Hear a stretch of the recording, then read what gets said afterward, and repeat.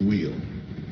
I believe that one of the things that will help the nations of Africa is for us to have national coalitions from all political parties. We are thinking about the institutionalizing the national agenda. Yes, come together, get traditional rulers, religious leaders, labor, business community, the youth, even the army, bring them all together.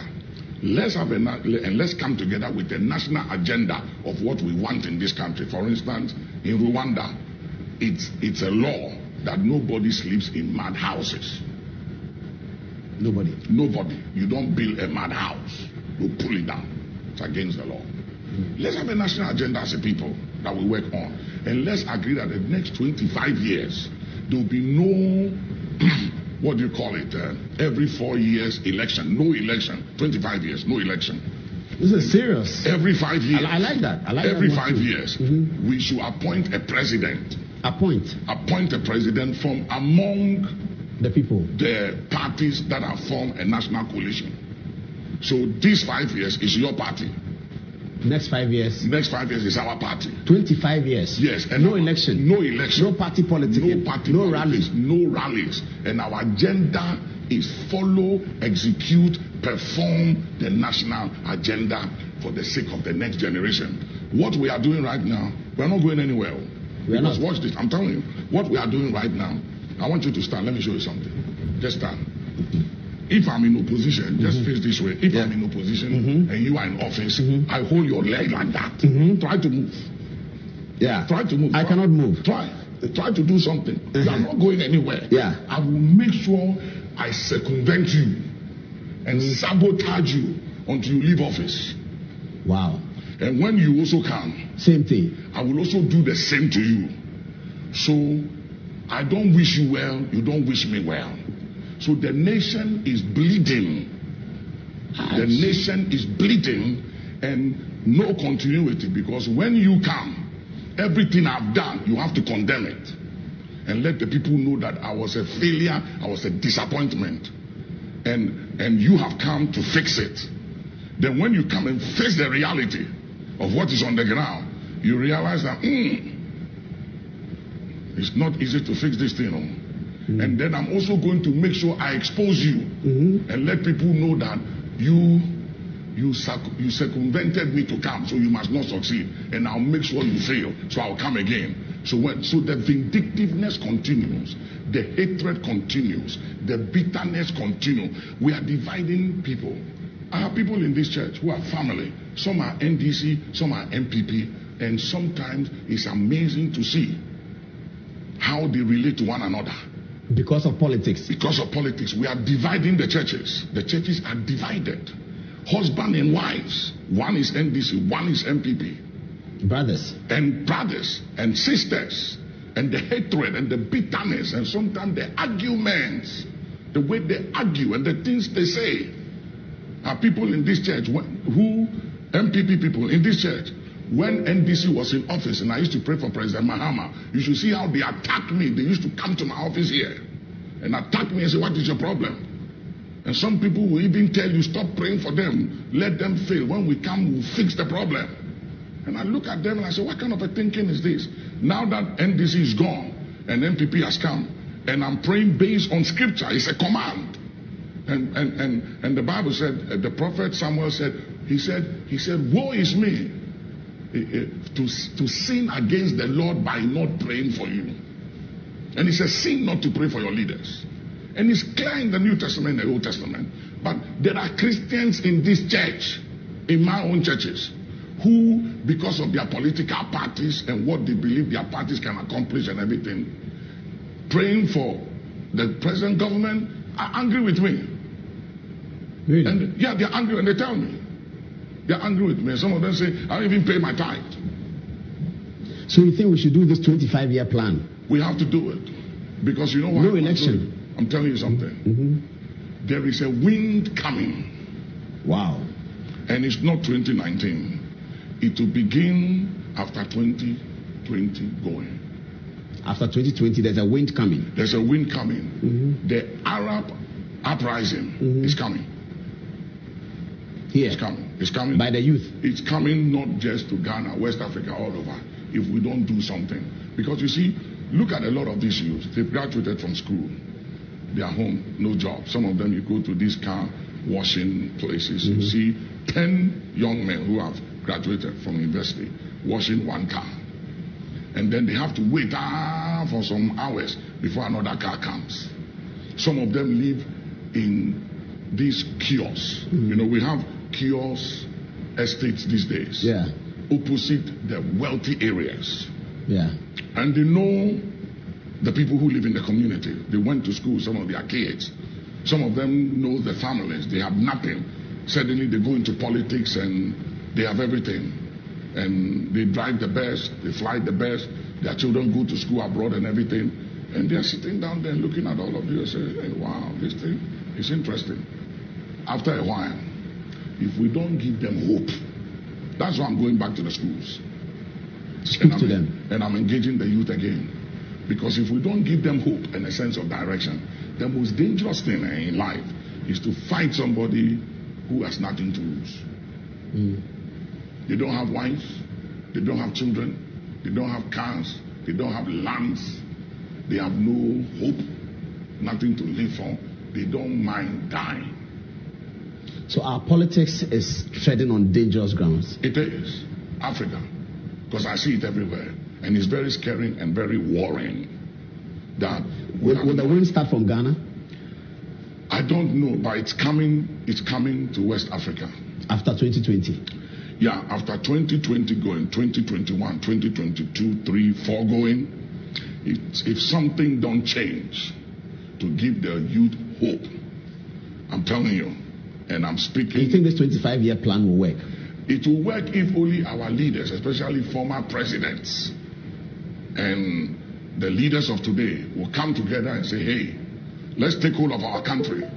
Let's do something, because this party politics, as much as it's democracy and it works, we have to do it in the context of what works with our tradition. You know, and if we don't look at it carefully, it will create an atmosphere that the countries of Africa will become very difficult to govern. I mean, look at Nigeria.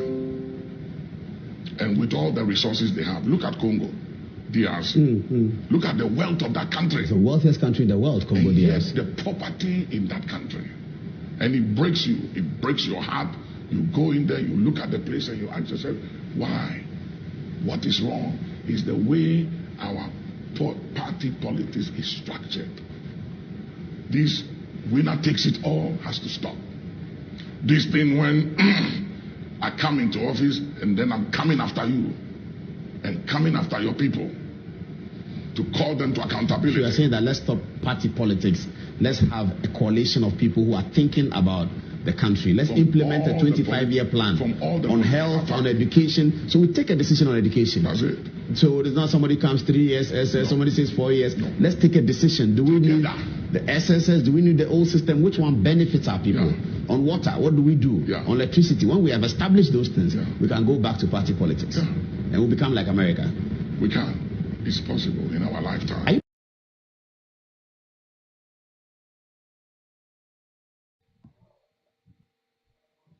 And a very good afternoon and welcome to another broadcast. The 9th of November 2020. Welcome to the show. If you've just joined us, let's roll the anthem.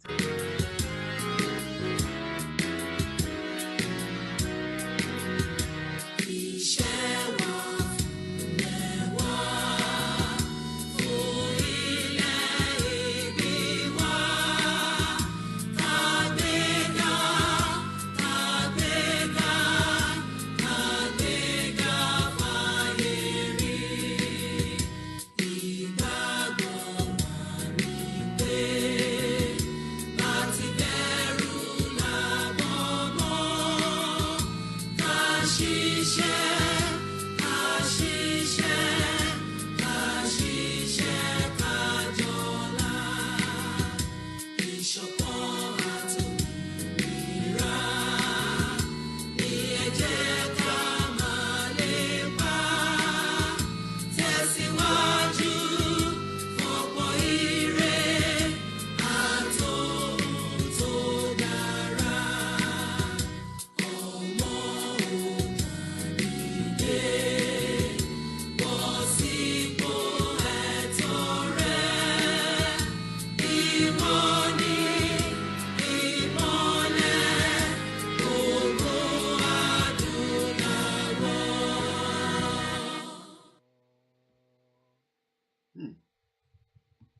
Awani Imole Gbogbo Adulawo. Welcome to the program again, where we discuss and we enlighten and we open your mind and prepare you for the unknown. Some might say it will never happen. Well, it doesn't matter. But at least as long as you've heard about it and you know that it is there, then at least you know that there's another options on the table. My name is Olayomi Koiki. Think Yoruba first. So many people ask, why do you do this? What is the gain? What is the purpose? It's to liberate everyone that has been held in the bondage. Look at that picture on your left-hand side. So many of our people are looking for the bread. Though the key to open that gate, that prison is there. And some of us have also been part of the system that have allowed and tolerate the nonsense that is now happened to mankind. A lot of us must be blamed, including myself. So when we are here, it's not just to condemn and criticize what is happening. We must also point finger at ourselves for tolerating that mess that has now become a tyrant in Nigeria of today. We all knew, we were all told, the same way some people were saying, don't vote for that Buhari because that Buhari will not change. It's an animal in the skin. It doesn't matter whether, they put agbada on him, he wears suit. Look, even when he's wearing the suit, it doesn't fit him. And regardless whether dead or alive, it doesn't make any difference. As far as I know, he's dead, he's gone. He's done his own bit. Whoever is there is an imposter. I don't care what anybody says. We've all been part of the system that is now about to consume every one of us if care is not taken. Because some people stood their ground in 2015 and say, we must not allow Buhari to come into power. But do you know what? Some of us are out. A very good afternoon to everyone that have joined us. In 2015, when this government was coming, everybody was aware that Buhari that overthrown a democratic government in 1983 is now coming back wearing agbada, and they presented him as one of the most godliest person in the earth. Now you can see what is playing out.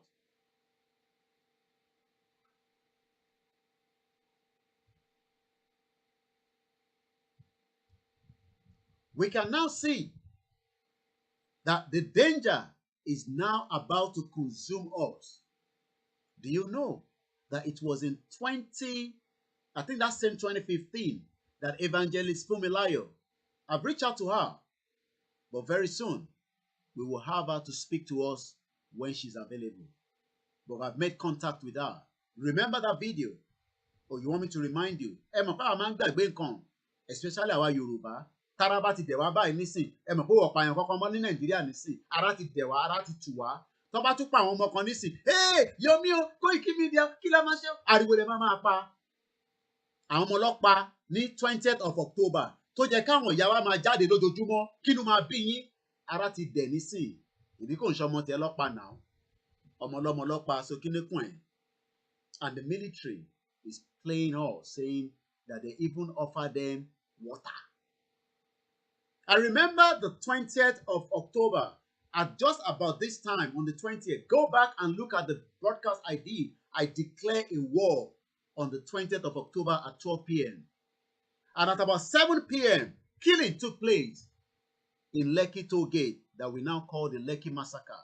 What has been the end result of it? Everybody ti gbàgbé. Ẹni tó kàn ló mọ̀. Gbogbo yín ti gbàgbé. Àfi tá bá rán yín létí lẹ̀, ta ló rántí Tolúlọpẹ́ Arótilẹ̀ nísìn? Ta ló rántí ẹ̀? Kò sẹ́ni tó rántí ẹ̀. Nígbà tó ń ṣọmọ tí yín, báwo lẹ ṣe fẹ́ rántí wọn? Àfi tá bá ń gbé wá sórí screen báyìí lẹ máa rántí pé àwọn kan máa kú lóòótọ́ ní Lẹ́kì. Àwọn ẹlòmíà tún máa sunkún. Ẹ wo bí ó ṣe mú gbogbo wa nígbà àyà nígbà táwọn ọmọ yẹn tó pa àwọn ọmọ yẹn. Ẹlòmíì ẹ̀mí ẹ̀ pé kó gbébọn kó lọ jà ní Nàìjíríà. Ẹbí nísìnyí pé ṣọ́ọ̀ṣì fi jà. Ọlọ́run á máa ṣe é. Ọlọ́run á ṣe. Kò ń ṣe tí gbogbo wọn sọ nísìnyí nìyẹn. Is that not what everybody is saying now? We are now leaving everything to God.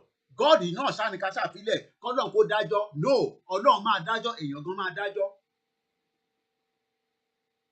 Now, everybody has been relaxed after the kò tí pé oṣù kan àná máa ń gbàgbé nǹkan sẹ́ gbogbo yìí láti gbàgbé.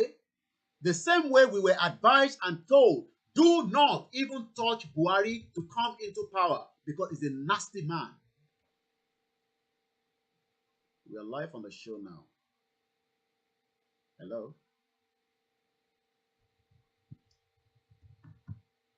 Everybody, láti gbàgbé, ara ti tù wá. I had about 2,000 unread messages from the 20th to the 24th. Message yẹn kàn wọ́n so àwọn èèyàn wà upset báyìí. Ẹlòmíì ò tẹ̀ rántí mọ́ nísìn. Also ẹlòmíì tún lé nísìn. Ká ṣáà ti jẹun ká ti mú ká dẹ̀ fowó ránṣẹ́ sílé. Ẹlòmíì nísìn tó ń sọ̀rọ̀ Oòduà nísìn. Ó ti ń bá wọn pèpò bó ṣe máa tún bá wọn ṣe election 2023. Why should we hold another election in 2023? That is the topic today. Ẹ máa wo topic tá a bá gbé wá torí tẹ bá pè mí sí ibòmí lẹ máa gbé wá lọ. Topic tá a bá gbé wá dá pé sọ̀rọ̀ lé lórí òun gangan ni ká dúró lé lórí. Why should we go for another election in 2023? That is the topic for today. A ti gbàgbé ẹlòmíì ò tẹ̀ rántí pé wọ́n pààyàn ní Lẹ́kí. Ẹlòmíì ò rántí mọ́ 20th of October yẹn ó wá dàbí ìgbà pé ó dàbí pé last year ló ṣẹlẹ̀ kò tí kò ṣú kan. Everything that happened in Nigeria with the Lekki toll gate is not even up to a month, but some of us have totally forgotten. The same way we knew that Buhari was an evil man because there was a democracy in Nigeria until he came and he overthrown it. We're already on the show now. Yeah. Thank you very much.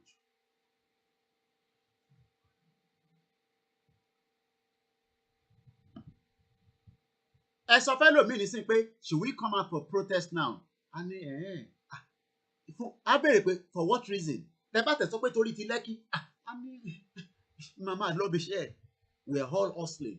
Ṣé rí iṣẹ́ tẹ̀ ń ṣe yẹn? Ẹ lè lọ́lé. You cannot go home anymore. Ẹ bá ṣiṣẹ́ kẹ make pounds and dollars. You can never go back. And ìwọ tó bá lọ́lé nísìn, there's tendency that you might be killed. Nigeria is hot like fire. Oh, tí mọ̀. Wọ́n náà wáyà lọ́jà. Ondo State. Oh, you have not heard the news.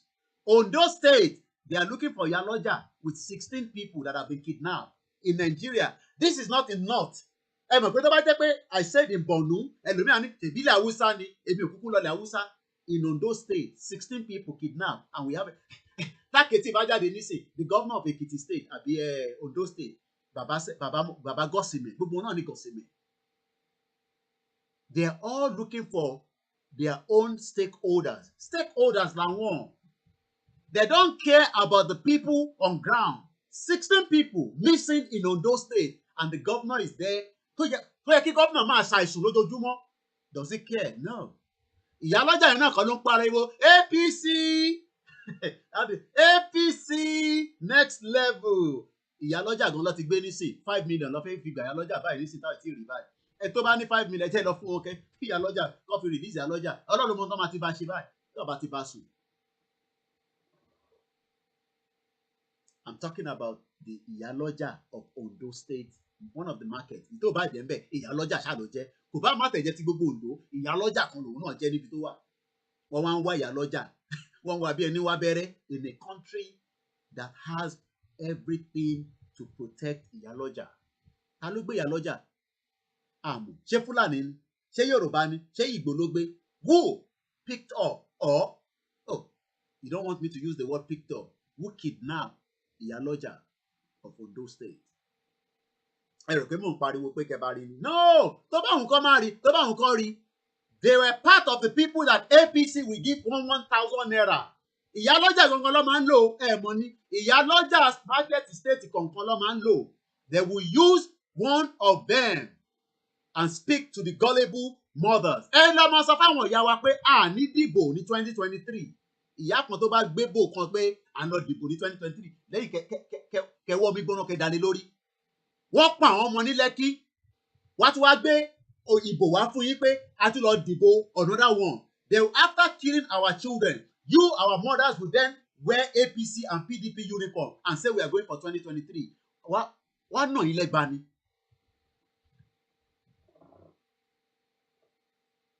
Look at the energy that was used with that Lekki massacre. Can we use that same energy now? Ó ti lọ. Ìyẹn ló ṣe máa ń sọ pé ìgbà tí nǹkan bá ń ṣẹlẹ̀ ló ń dùn mọ́yàn. Ẹlòmíì nísìn tó ń sọ̀rọ̀ Oòduà nísìn tó bá bẹ̀rẹ̀ sí ń gbọ́ ìlù tí wọ́n ń lù pé election is coming on in Nigeria, election is a ti gbàgbé gbogbo ọ̀rọ̀ Oòduà tá à ń sọ ẹ̀. Ìwọ ló máa pè pé ọ̀gbẹ́ni Yorùbá nation là ń sọ ọ̀rọ̀ Yorùbá nation sílẹ̀ ìyẹn ò ní bọ́ sí kíákíá bá ṣe fẹ́. They will be telling you that the Yoruba nation will not come quick. Let us go for another election in 2023. Then when we get to another election, maybe maybe things will change.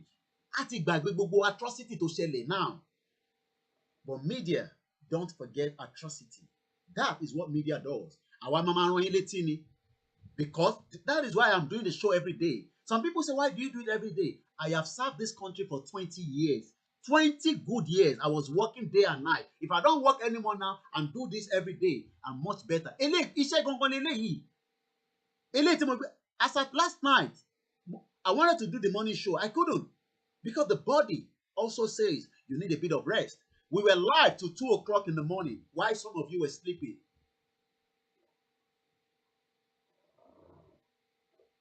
Nigeria at the verge of breakup. Some of you also doubted us that you cannot sustain 1 week. You don't know we can sustain it until we get a Yoruba nation.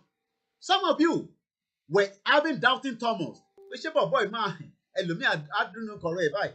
text around. I said, what's up? Do you think Koiki can sustain this? I remember one of our videos. Anybody Yaloja? Ask the governor of Ondo State, where is the Iyaloja of Ondo State? The same Iyaloja, Toma Gbejade, Toma Ko, they cannot give Iyaloja. They are asking for 5 million naira. Iyaloja cannot have. So that means the woman did not have no money in account. So then she's supporting a government that is suppressing the people. Odindi Iyaloja. I'm going to take 419. Iyaloja Teko, Babanla 419. I met her before. I will show you the picture. Iyaloja Teko. She was here with Bola Shagaya and them and the former emir of Kano. Gbogbo wọn láti jókòó pẹ̀lú wọn lè fún ẹni £50. Àwọn ni wọ́n. They say somebody. When I saw that woman say only Bola Shagaya.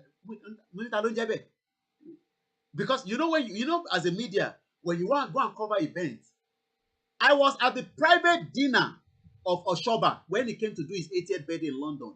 I was there because they know that we are not the kind of people that they want around. So they will not keep up for too long. And it's good that we didn't even get our full step into it. Because God knows where he was going to need me. That is, let them come out and say, that boy talking, we paid £1 to his account. Bola Shagaya, that woman, stingy woman, billionaire, they're using Nigerians' wealth. I remember Sanusi. Let me see if I can bring that image up. I just laugh. Some of you respect them so much. They're all 419. 419. And one way Iyaloja, Ondo State, Ondo kidnap. Every day there's kidnap. Oh, do you know that even the former emir of Ondo State, I'm talking about Sanusi, they're even looking for one of the family as well. They kidnap.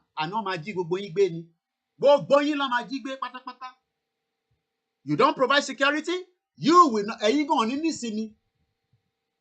Fún àwa tí a jẹ́ Nigerians àtàwọn tó fẹ́ ṣe Nigerians àtàwọn tá a jẹ́ ọmọ Yorùbá fún wa nísìmí ẹ̀yin gan ò ní nísìmí bó ṣe máa rí nìyẹn. Bola Shagaya. Where are all the women? They are not crying out because kò kàn wọ́n. It is not their children. Longpa. So do they care? No. They don't care about you. So it is you that worried about politicians. Politicians don't give a toss about you. They are looking for the Iyaloja of Ondo State. Oh my Lord. Look at, nothing is good about the news coming out of that shit old country. Doctors. Oh, what happened there? Why is it gone dark? Okay, I think I'm running, so let me take this one off so that we're not getting any confusion. Doctors begin indefinite strike in Ondo State. Hallelujah! So, ẹni tó bá fẹ́ bímọ nísìn lẹ́yìn kó ya kú dànù. Ẹni tó bá ní àìsàn tó ń ṣe lẹ́yìn kó ya kú dànù. Is that a country? Doctors. I'm still talking about Iyaloja. Now, every day there is a sad news in that shit old country. Bẹ́ẹ̀ ni Mama wa Mary, wọ́n ní nísìmí sẹ́ẹ̀. They are all sharing oil blogs. Bola Shagaya. I was like, what? You know when I'm doing the video and I was doing the live streaming, somebody was saying, hey, that's Bola Shagaya. Hey, talk to her. I said, talk to her for what? I think my team have sent me something. I have a back-end team. I will pull up the picture now. I have all their details. Bola Shagaya. Every one of them cannot give you £1.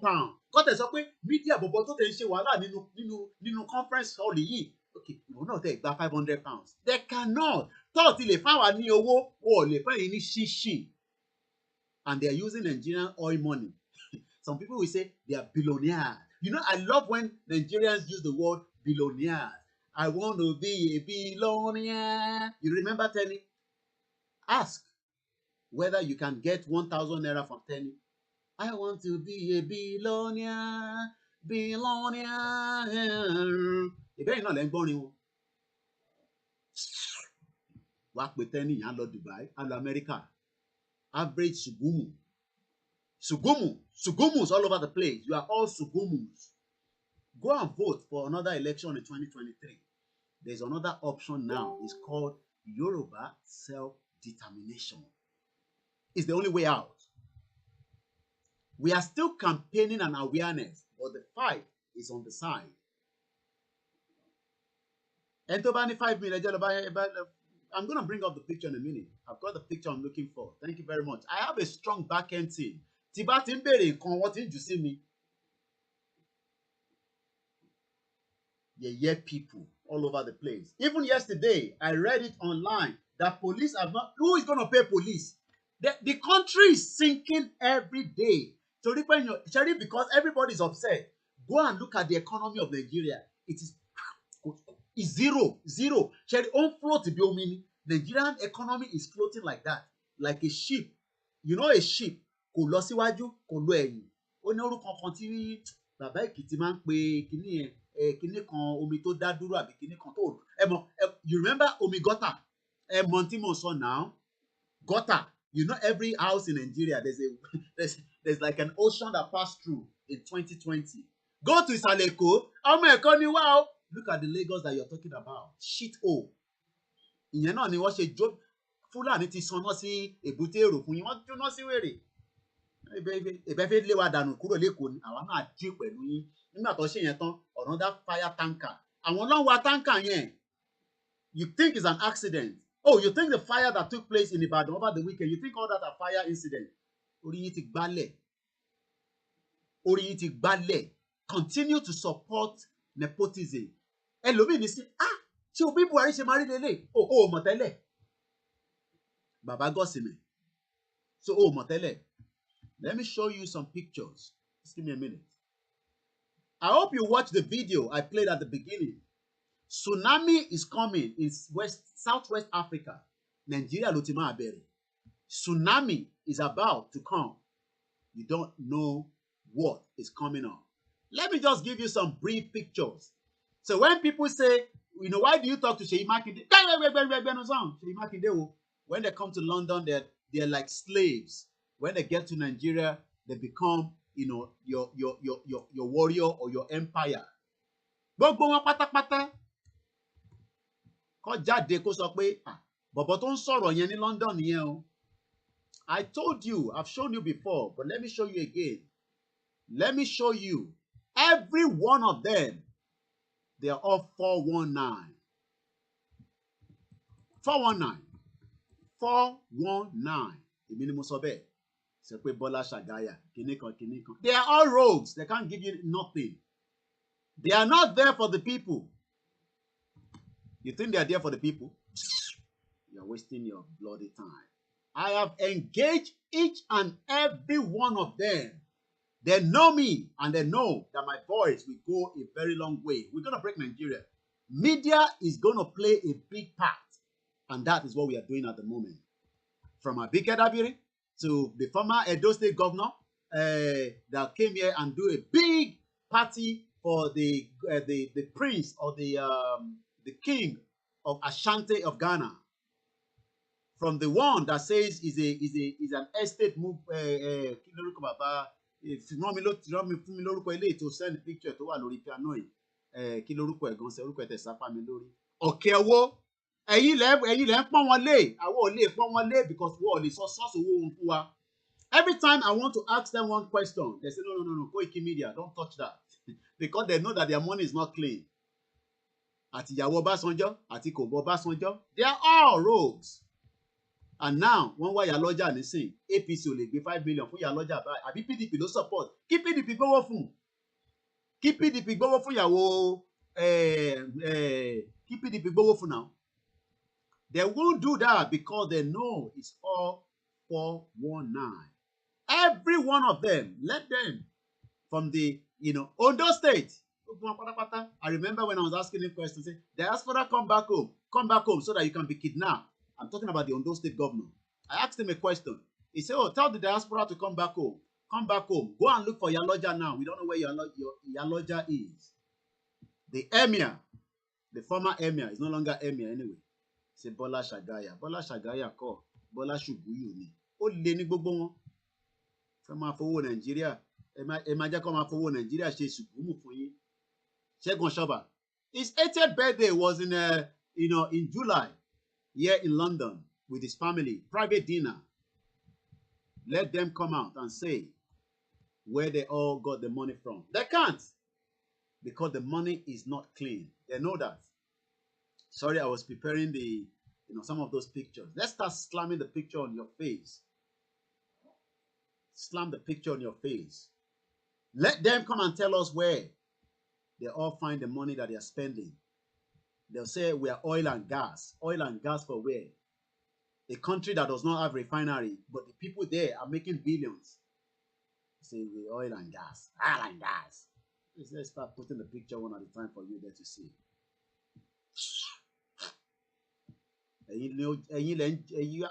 I said start talking about 2023. 2023 call 2023.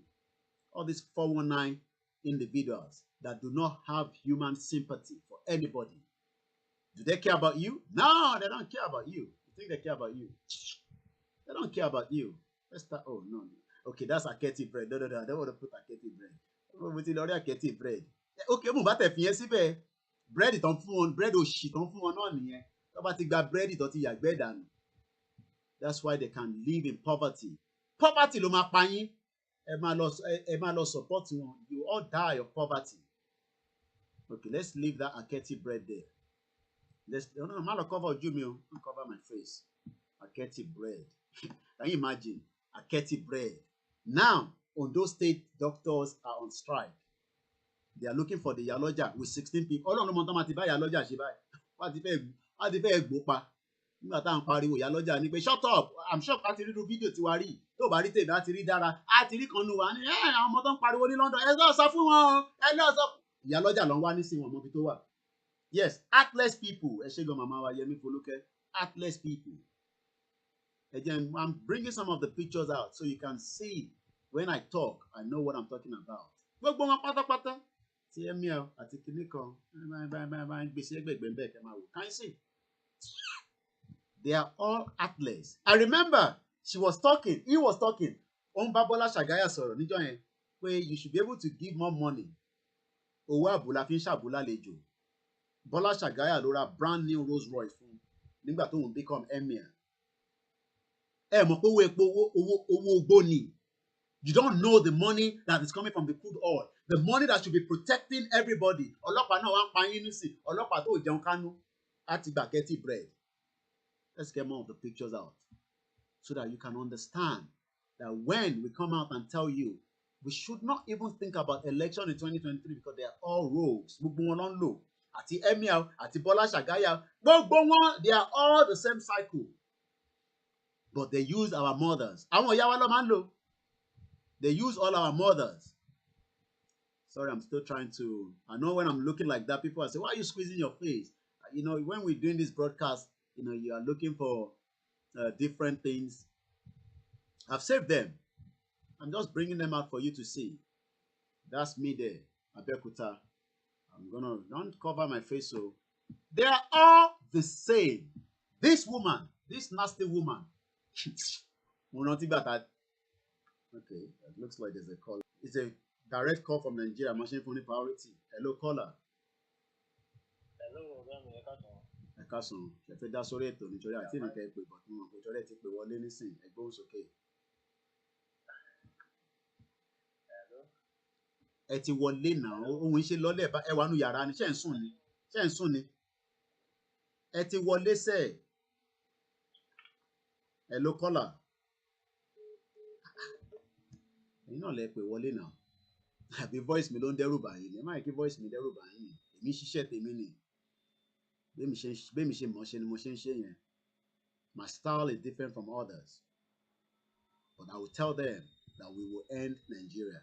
Iṣẹ́ tí media máa ṣe ló pọ̀ jù nínú ẹ̀. Ẹ fi wá ṣe election àbí? I will prove to you that election should not even hold with the atrocity that they've committed. So if anyone is thinking that we should go for another election, you are probably part of the system that wants to keep people under bondage. You want to keep our people under bondage? No, we will not allow that. We will reveal everything. Let me show you this one as well. Seyi Makinde. They all come to London. Don't talk to Seyi Makinde. Don't talk to Seyi Makinde like that. Who's Seyi Makinde? Go on here. They become very calm when they are in London. Tó bá dé Nàìjíríà lọ́lọ́pàá ń tẹ̀lé wọn káàkiri. Tí bá gbá etí ẹ̀ don't talk to Seyi Makinde like that. Ẹ̀mí àyín kọ́ nìyẹn. Let's get more. Don't talk to them like that. Give them respect. Give them respect. And one way Iyaloja, let them tell us where Iyaloja is now. Nobody can tell you. What is Buya yẹn báyìí? Fulani dẹ̀ burú báyìí o. Mo rántí Mr. Lawal ani. Yomi táwọn Fulani yẹn bá kí àwọn ìyá yẹn mọ́lẹ̀.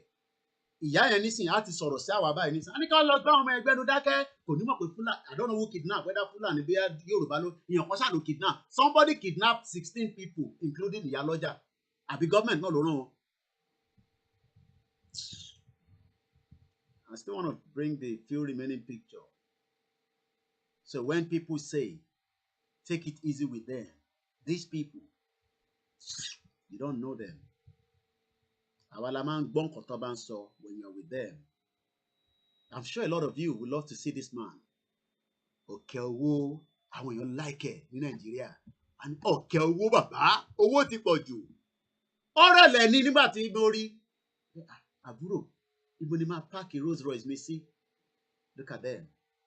Wọ́n máa ń rẹ̀lẹ̀ ni because wọ́n mọ̀ pé àwọn oníṣẹ́ tí ó ń ṣe yànmọ̀. Àwọn tó wà Nàìjíríà ilẹ̀ ń ṣe yànmọ̀. Ẹlòmíràn ni, I remember when he wanted to go and use the bathroom. I'm talking about Okeowo. If I was a man that has an intention that is different as a 419, he left his 2 mobile phones with me and he went into the toilet. Kò mọ̀ mí rí, kò rí mi rí. Why do you think he does so? Kí ló rò kó ṣe ṣe? Why do you think Okeowo gave me his 2 mobile phones? Why? He was using my Wi-Fi to connect to his internet. This was when that old man, the former ambassador, ṣọ́rọ̀ pa àmà pẹ́ síbí báyìí ni. Málà ò ní jẹ́ kẹ́ pẹ́ ẹ̀. Málà ló ń kọ́ máa kàn gbé agbésùgbùrú Yorùbá kan síbẹ̀. I'm talking about justice, only justice, Ògúntádé, pàdípàdí government with Buhari, because ó dájọ́ Buhari rí. Ẹ lọ find out story yẹn. I'm talking about the former ambassador to UK, Justice Ògúntádé, when he was having his 80th birthday. I have the list of everybody that was in that party. Even though They told us, oh, Koiki Media, you are not invited. The wife said, hello, so Koiki Media, Koiki Media. Because one more. Mo pe Koiki Media, hello, so mo pe Koiki Media. But before then, I already engaged this man. Okay, well, I'm sure you all know him. Billionaire, ask him, when you ask them, Baba, how did you, I asked them, how do you make the money? They cannot answer. That's why the country is in a mess. Your economy is shrinking because these individuals have stolen so much wealth from the country. Let me I still have one or two more pictures, and then we continue with the program. Some people will say, why are you showing all this? So that I can tell you that Eledumare needed us for this purpose. That's why we can sit here and talk direct to them. And they can hear every one of them. You think they don't know me? They know me very well. Because they've engaged with me. So they know me very well. Very, very well. So I'm not that individual that they can say, I want more boy. No. Because when I meet them, I engage them. But they don't like when we engage them. Because the kind of question that a journalist here will ask is not the same that the one in Nigeria. The one in Nigeria is looking for money. The one in Nigeria is looking for money. So they will not ask the serious question. When they get the brown envelope, they're all happy. As long as they get the brown envelope, they're happy. Brown envelope, you know, this is Oshoba when he came to do his 80th birthday here in London. That's Oshoba. That's him there. Who else again? I think I'm still missing. I'm still missing some. You can see my cover already. I think I still have few. Who is missing? I think Bola Shagaya is missing. They say that's Bola. I didn't. You know, Entoba recognize money because we don't recognize them because they expect you to start taking pictures when you see them. Money, that's Bola Shagaya, a billionaire. Money, where did she make her money from? Did she invent any technology? Is she producing anything? Does she have any factory? Does she have anything to say that is how she made the money? She made the money from the resources that belongs to everybody. Bola Shagaya. 419, every one of them. I think I still have one or two. 419, every one of them. And they know. Even the Igbinedon. I'll show you the picture of Igbinedon. Yeah, I think I'm missing that one as well. Even this one. You can see the date. On August 24, 2009. Who is that? Igbinedon. That's in there. I think I'm still missing one or two. Why am I telling you all these? I am preparing your mind because they will come and corrupt every one of you if you're not careful. As we're moving this, movement, they will start thinking, because they want to come back for 2023. Why we are saying we will not have 2023, but we must speak to our people at home and let them understand that àwọn ọmọ tó parí Lekki massacre, àwọn òkú tó ti kú, remember that there's no option than go now with a Yoruba nation. Let us be free. They will come with $10,000, with 20,000 pounds. This bastard, they have so much money in their hands. Owó burúkú wà lọ́wọ́ gbogbo wọn bó ṣe wà yẹn. Owó burúkú wà lọ́wọ́ gbogbo wọn. Ó lè ní gbogbo wọn. Owó burúkú wà lọ́wọ́ wọn. And they will come. But they cannot pay for the health care in the country as we speak right now. I think I'm still missing somebody. Let me see who am I missing. Okay, I'm missing the wife of your governor in Kwara State. They're all welcome when they're here because they know they are dealing with people that have brain. It's not the journalist in Nigeria that is looking for brown envelope. Ojú wọn máa ràn ní, okay, owó, hey, bàbá, hey, màá yá gba 10,000 naira. Ṣé yẹn ó máa bọ́ ẹ àti family ẹ̀? They can't ask them serious questions. Mr. Okeowo, how did you make your money? Àkọ́kọ́ wo ẹ pé irú béèrè wo ló ń béèrè yẹn? Olówó ni mí náà. O ní láti béèrè bá olówó ṣe. It's like me sitting here and I'm asking Steve Jobs, how did you make your money? I said, the way we set up Apple, níbo ni product me what? Every day they are inventing. You know this. We are what in this plan. It is a plan designed like 10 years ago. They're just bringing it out stage by stage. Ask any of these 419 what they've done. Ask one of them. They can't give you a concrete answer to that because they know their wealth is a stolen money from the resources of the country that should support everybody. So if anybody thinks that election should hold in 2023, I want you to say yes. You think we should go for another election? You want us to go for another election? Because some of you are just waiting for your own opportunity. That is probably why maybe you are talking about, let's end Nigeria. But you know at the back of your mind, you are waiting for them to call for another election. Kwara State, that's what I'm looking for now. Kwara State governor. Yes, I find it. Every one of them. You can see. Let's minimize it. Again, August. It looks like they all come to London in August. You can see all the pictures there, all over the place. You see it? Let me put this one here. That, let me open it more so you can see it. Can you see her? Abdurazak. Don't cover my face, so please, I beg. You can see every one of them. Why is she covering my face? All right, let me put it where this bread, Aketi bread. You better stay with Aketi bread because you're all padi. She's also the wife of the governor. But her children are not living in Kwara State. But yet, let's go back to these.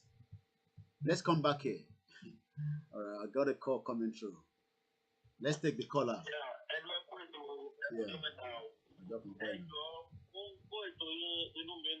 But I want to say something nítorí Ọlọ́run. Ẹ̀rí ẹjọ́ ẹ jẹ́ ká máa sọ fún àwọn kan wà. I'm trying to reach them but mo ti rí wọn. Ẹ̀rí ṣe Ògúntì àti àwọn ṣòwò rẹ̀ ẹ má jẹ́ kó confuse àwọn èèyàn mọ́. They are still nagging on one Nigeria, one Nigeria, one Nigeria. This is not a problem. We should stop all this one Nigeria now. One Nigeria is dead. Gbogbo àwùjọ tó ń jáde tó ń ṣe bẹ́ẹ̀ ni pé àwọn like àwọn èèyàn yìí. That is because of their own personal interest. Wọ́n ti fi pé àwọn gbé music, àwọn gbé kiri kan kalẹ̀, Hausa, Waibu, Awabu. We don't need that now. The culture wa ń ṣe the same thing. A lè gbé pọ̀ rárá. Ẹ wo nísìnyí, okay, wọ́n sọ tax, wọ́n ṣe kíní, wọ́n fọ́ ìgò bíà ní north, wọ́n ṣe gbogbo ẹ̀. Ṣé bí west àti south wọ́n ti ṣe ọtí bíà yìí, wọ́n dẹ̀ ń gba tax lórí ẹ̀. Kò tó yẹn láti jẹ́ pé káwọn èèyàn wa kán ronú. Ipe okay àwọn ọba yẹn ń sìn wọ́n láwọn lọ jókòó àwọn ṣe meeting àwọn youths mélòó náà pè síbẹ̀ àwọn èèyàn mélòó náà pè síbẹ̀ pé kán béèrè interest wọn ẹ wo gbogbo agenda wèrè òṣìṣẹ́ tán kàn ṣe rádaràda tán láwọn tí wọ́n láwọn fún federal government kí gbogbo èèyàn kan dìde ń sìn kí wọ́n owó tó ń fún wọn yẹn kò ń ṣe nǹkan tó lè tún ayé wọn ṣe if Yoruba nation come to stay gbogbo nǹkan táwọn ń sọ yẹn kò sẹ́ni tó máa rí olówó kan. Nítorí pé kí ni gbogbo nǹkan tó bá jẹ́ ká ṣe dé àti àwọn advanced countries ṣe la máa ṣe nǹkan tí mo kàn fẹ́ sọ nìyẹn ṣe thank you very much. Thank you very much to the last caller, Mr. Paul, all the way from Cambodia. All over the place, we are suffering, working hard. We are the life wire, but these individuals, you can see every one of them. We still have dozens and dozens of pictures, evidence. So if anyone say we should go for election in 2023, with this man, Aketi, where in Ondo State, they are looking for he can't pay salary. I just showed you now. Let's come back there. The doctors in Ondo State are going on strike because they don't have any fund. What if you go watch a campaign? What if you go fún ìyálọ́jà tí náà tó máa ná ó ti gbàgbé kó máa kidnap òun níjọ́ kan. Ìyálọ́jà ti gbàgbé pé ìjọ́ kan máa wà kó máa kidnap òun náà. I told you, media will play a big role. That's every one of them. For me, Shagaya, Bola Shagaya. I can't even recognize her because you only recognize people that are diligent and work for the fund that they are spending.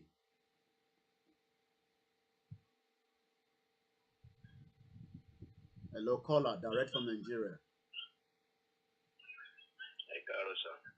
Ẹ má gbọ́ra yín, ẹ mute ti background yẹn sà.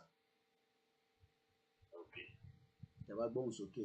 Ọ̀sán dẹ̀ láwà. Ẹ káàsán sá. Ẹ káàsán. Ẹ káàsán sá. Ẹ káàbọ̀ sórí. Yes sá. Inú mi dùn bí mo ṣe ń gbọ́ ètò yìí. Orúkọ mi ní Oyèkọ́lá Ibẹ̀. Mo ń pè láti Ṣàgámù. Láti Ṣàgámù. Báwo làdúgbò yín lọ́hùn? Yes. Àlàáfíà ni sá. Dúpẹ́ fọlọ́run. Ṣé rí mo wòye àwọn nǹkan kan dájú. Ní ilẹ̀ Yorùbá wa rí báyìí. Gbogbo àwọn ọba tí a sọ pé a ní ní ilẹ̀ Yorùbá. Ẹ mọ̀ tí ká tanra wa. Gbogbo àwọn ọba yẹn oníjẹkújẹ ni wọ́n. Tí ọba tí ì sí pé àwọn ọba yẹn ń fi àwọn gẹ́gẹ́ fúnra wọn, wọ́n ń wú ara wọn lẹ̀, wọ́n ń forí balẹ̀ fún Fúlàní. Kò dẹ̀ tí ìyẹn dájú ni pé ó ṣe ó dìgbà tí ọba tó ń kíláàpù wọn ní ẹ̀ló. Mo ń gbọ́ yín, ẹ máa sọ̀rọ̀ là ń gbọ́ yín. Sódìgbà tí ọba tó ń kíláàpù wọn ní kọ̀ọ̀kan mọ́ ààfin kó tó di pé wọ́n mọ̀ pé èyí tó yẹ kí àwọn òṣèlú lè. Meeting pẹ̀lú Buhari pé àwọn ní ìdí more security ní ilẹ̀ Yorùbá. Ṣé wọ́n mọ̀ pé àwọn fúnra wọn làwọn ń fi ọwọ́ ara wọn yìn fáìtì Fúlàní wọ ilẹ̀ Yorùbá? So ibi tó yẹ kí wọ́n sọ̀rọ̀ sí, wọ́n sọ̀rọ̀ síbẹ̀, wọ́n ń fẹ̀tẹ̀ sílẹ̀, wọ́n ń palàpalàpà. Láì dẹ̀ ṣe pé wá pé kí á gba ìgbà yìí, kí á lè rí ogun ìṣẹ́, òun ló ti dáa jù. Tí wọ́n bá ṣe bẹ́ẹ̀ tí wọ́n bá ń wò rẹ, bí àgbẹ̀ àwọn fira wa sínú òde Fúlàní ni tó gbé ìbá ṣe bẹ́ẹ̀ tí wọ́n bá wọlé, tí wọ́n bá kó ti ẹrú ti ọmọ, níbo náà fẹ́ fojú sí nàná, níbo náà fẹ́ fi àwọn ọ̀dọ́ sí. Àwọn ọmọ títí wọ́n ń bẹ ń lu ìrìnbó, wọ́n wà òkè. Ṣùgbọ́n àwọn amẹ̀kúnnù inú gbé ọ̀dà lé lórí. Ṣùgbọ́n gbogbo àwọn. Ẹ má bínú, ó dà pé kọ́ọ̀lù yẹn ti já látọ̀dọ̀ wọn. Ẹ máa pè sórí WhatsApp. I always say that all the time. It saves a lot of money. We will take calls. Ẹ ṣe sùúrù. Gbogbo ilẹ̀ ṣì máa pè wọlé, but I'm giving priority because those ones are direct call from Nigeria. Let's leave this picture. I will always come back to it. Why am I showing this picture? Don't look at them as people that will make you survive when you believe that when you get close to them, they will turn you to a billionaire or millionaire. No. Believe that the Yoruba nation, look, an Englishman, do not think that Boris Johnson must make him a millionaire. But Boris Johnson must put the policies in place so that when he's doing business with people in Arab, these people, their picture keep blocking my view. Because each time I'm moving like that, it looks like, let me just move them like that.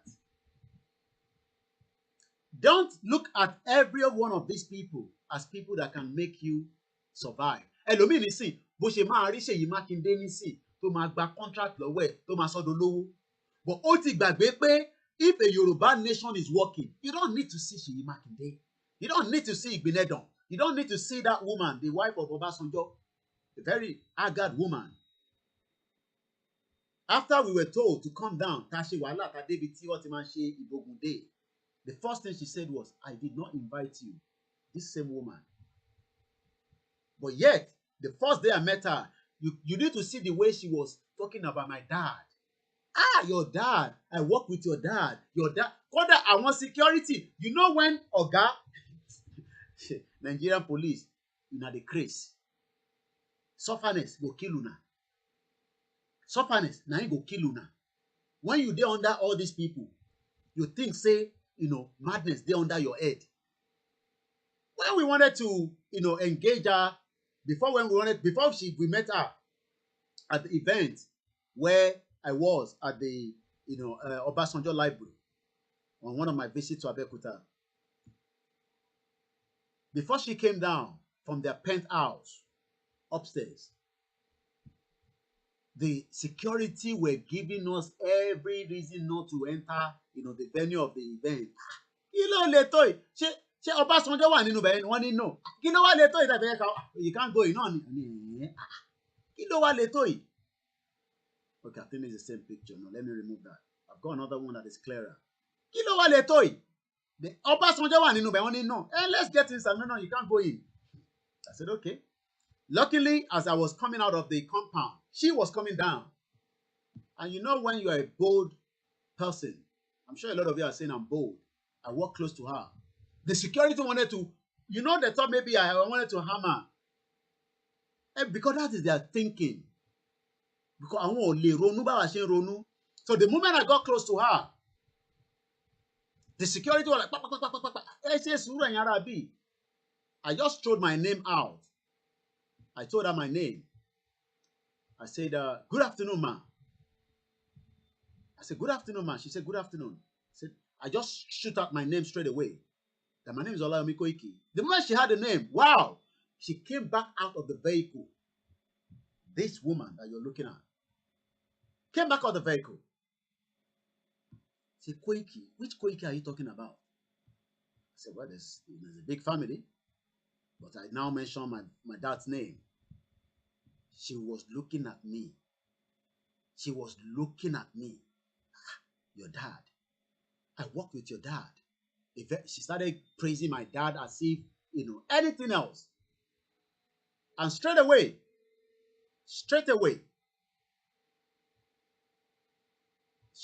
there, you know when that happened? Oh my Lord, what have I done there? I've removed my my main camera. All right, it's gonna come back on, but it might. Okay, that's it. All right, but it might just be now a little bit distorted, but that's fine. We're just gonna manage it. I was gonna remove a different image. Anyway, why am I presenting all this to every one of you?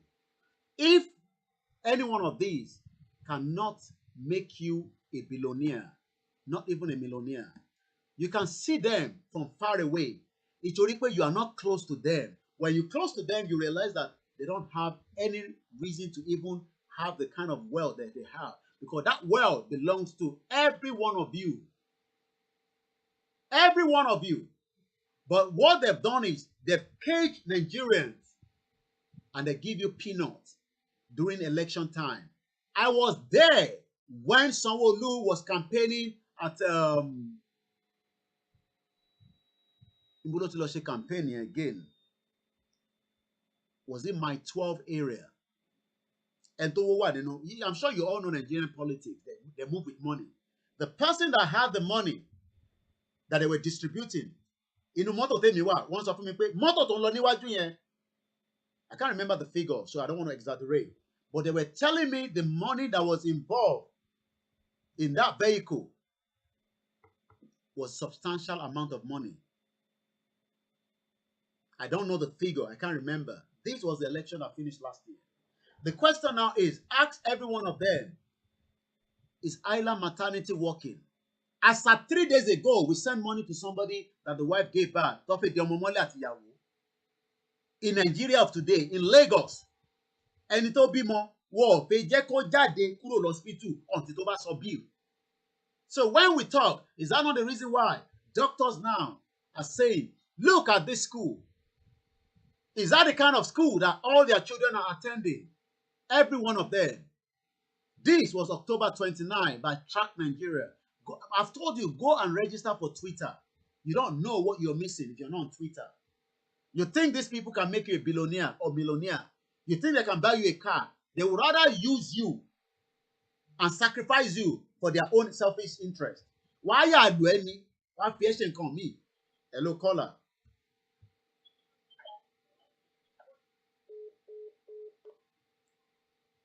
Why are patient come me if you're not careful? So when majority of you are looking for them, they are happy because they can use you as a sacrificed lamb. Why fear that job? Why for lower yellow talk? But you walk on the man, no itoku. +447594050979. Let's open the phone line for a few minutes. Let's open the phone line. It's Wale Baba. Yeah, hello, Mr. Koiki. Káàbọ̀ sórí ètò. Ẹ káàsán. Ẹ káàsán. Ṣẹ́rí Yorùbá sọ wípé ọmọ ẹni kì í ṣe bíbẹ̀ bẹ̀rẹ̀ ká fílẹ̀kẹ̀ sọ ọmọ ẹlòmíì. Ọmọ ẹni ọ̀dẹ̀ kí n burú títí ká gbé fẹ́ kó pàjẹ́. Ṣẹ́rí èyí tí Ọọ̀ni ṣe fún àwọn ọmọ Yorùbá yìí ó burú jáì. Àná mo gbọ́ program yín táwọn kan sọ wípé ohun ẹ̀ ń gbọ̀n àrí láti máa fún bọ́bọ́ ẹ̀ ní excuse kankan. wa la mọ̀ àti lajú 55% of communication is body language.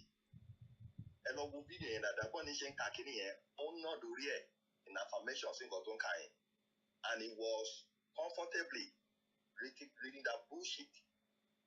So ẹ gbàgbé tonality ẹ̀ ẹ jẹ́ ká wo body language ẹ̀ bó ṣe ń ka kíní yẹn ló ń ná lórí ẹ̀ pé yẹ òun àgbẹ̀ sí nǹkan tó ń ka yìí. So tonality ẹ̀ kò wọlé bí báyìí. Àwọn Fúlàní yẹn wọ́n ti kó àwọn Yorùbá lẹ́rú àdé ti rẹ́dì láti gbàrà olóògbẹ̀rú ìyá rẹ̀ máa bọ́ mbẹ̀.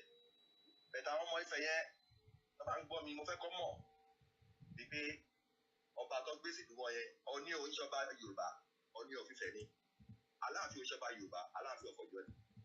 So àwọn ọmọ Ifẹ̀ láti mọ̀ wípé ẹni tó ń pè lọ́ba wọn yẹn o olórí ẹrú ni. Ìkọ́ tó bá lọ wo fídíò yẹn ọba Haúsá yẹn ló kọ̀ máa ń di ẹ̀ ó yá kà fún ọkọ̀ gbọ́ ṣùgbọ́n mọ̀ olórí ẹrú ni Ọọ̀ni yẹn. Dẹ̀ lẹ́kọ̀ọ́ àwọn àtàgbé lẹ́kọ̀ọ́ tàdàgbà sẹ́kọ̀ọ́ tó bí sẹ́kọ̀ọ́ tàbá ti rí àwọn tó wá láti Ọ̀yọ́ àbọ̀ṣù yẹn aláàkó la máa ń pè wọ́n bìkan sọ́sọ́dọ̀. Wọ́n ti rí nǹkan tí àwa tèkó Lagos for show ta ṣe fún ọba Èkó etí wọn ò di ojú wọn ò fọ́. Wọ́n ní nǹkan tó ní dẹ̀ ti ṣe é sí wọn ní títà wá òun ló ní kó máa lọ ṣàwá òun ló sọ kò lè dínà ẹ̀ fúfú wà òun ló ní kó máa lọ ṣàwá wọ́n dẹ̀ ti ń ṣàwá sí. Ṣùgbọ́n àwọn ọmọ Ọ̀ṣun tó bá tọ́ nípa tá a ṣe fọ́ba Èkó tó bá dẹ̀ lè ṣe é ó dà nípa àwọn ọgọ́ ogun ẹrú yẹn wọ́n máa kú sí o. Ilé ìdẹ̀ ṣe pé kàmáfọ̀ sábẹ́ ẹ̀rú sọ ó ti gbogbo ẹ̀ ti bàjẹ́ àyà bàjẹ́ tọ̀ ni. Nígbà tá a pàdé sọ lọ́sàn àwọn pípọ̀ yẹn aláyé bàjẹ́ ni wọ́n bàbá aláwèrè ni wọ́n àdìgbọ́dọ̀ jẹ́ kọ́ mọ̀ pé aago àti sáìnì sí wọn lọ́rùn. Gbogbo ẹgbọ̀dọ̀ ṣàǹsìn o nílẹ̀ Yorùbá o kò ń ṣe Fúlàní mọ́ o kò ń ṣe Buhari o Ọọ̀ni oníkan máa lọ ṣàwọ́ o wọ́n dẹ̀ la máa kù so fẹ̀yẹ́ ọmọ Ifẹ̀ ẹ̀ ti gbọ́ ẹ̀rí nǹkan tó ṣẹlẹ̀ lẹ́kọ̀ọ́ tí yóò dojú yóò fọ́. Then àwọn pípù yìí náà tọ́lẹ̀ ṣá ẹjọ́ tó lọ́wọ́ aláti take action àìjẹ́pẹ́ wọ́n máa ṣàwọ́ tán ní o bẹ́ẹ̀ ṣe ṣá lọ́wọ́ máa pa wọ́n o aláti take action gidi kan rẹpẹtẹ sí ní urgent action nílé ìsìn emergency aláti take action o bẹ́ẹ̀ ká tún yajáde ní kájábò wọn ẹjọ́ tó lọ́wọ́ ẹjọ́ o ọṣẹ́ fún abọ́ṣẹ́ ṣá lọ́jà máa pa wọ́n o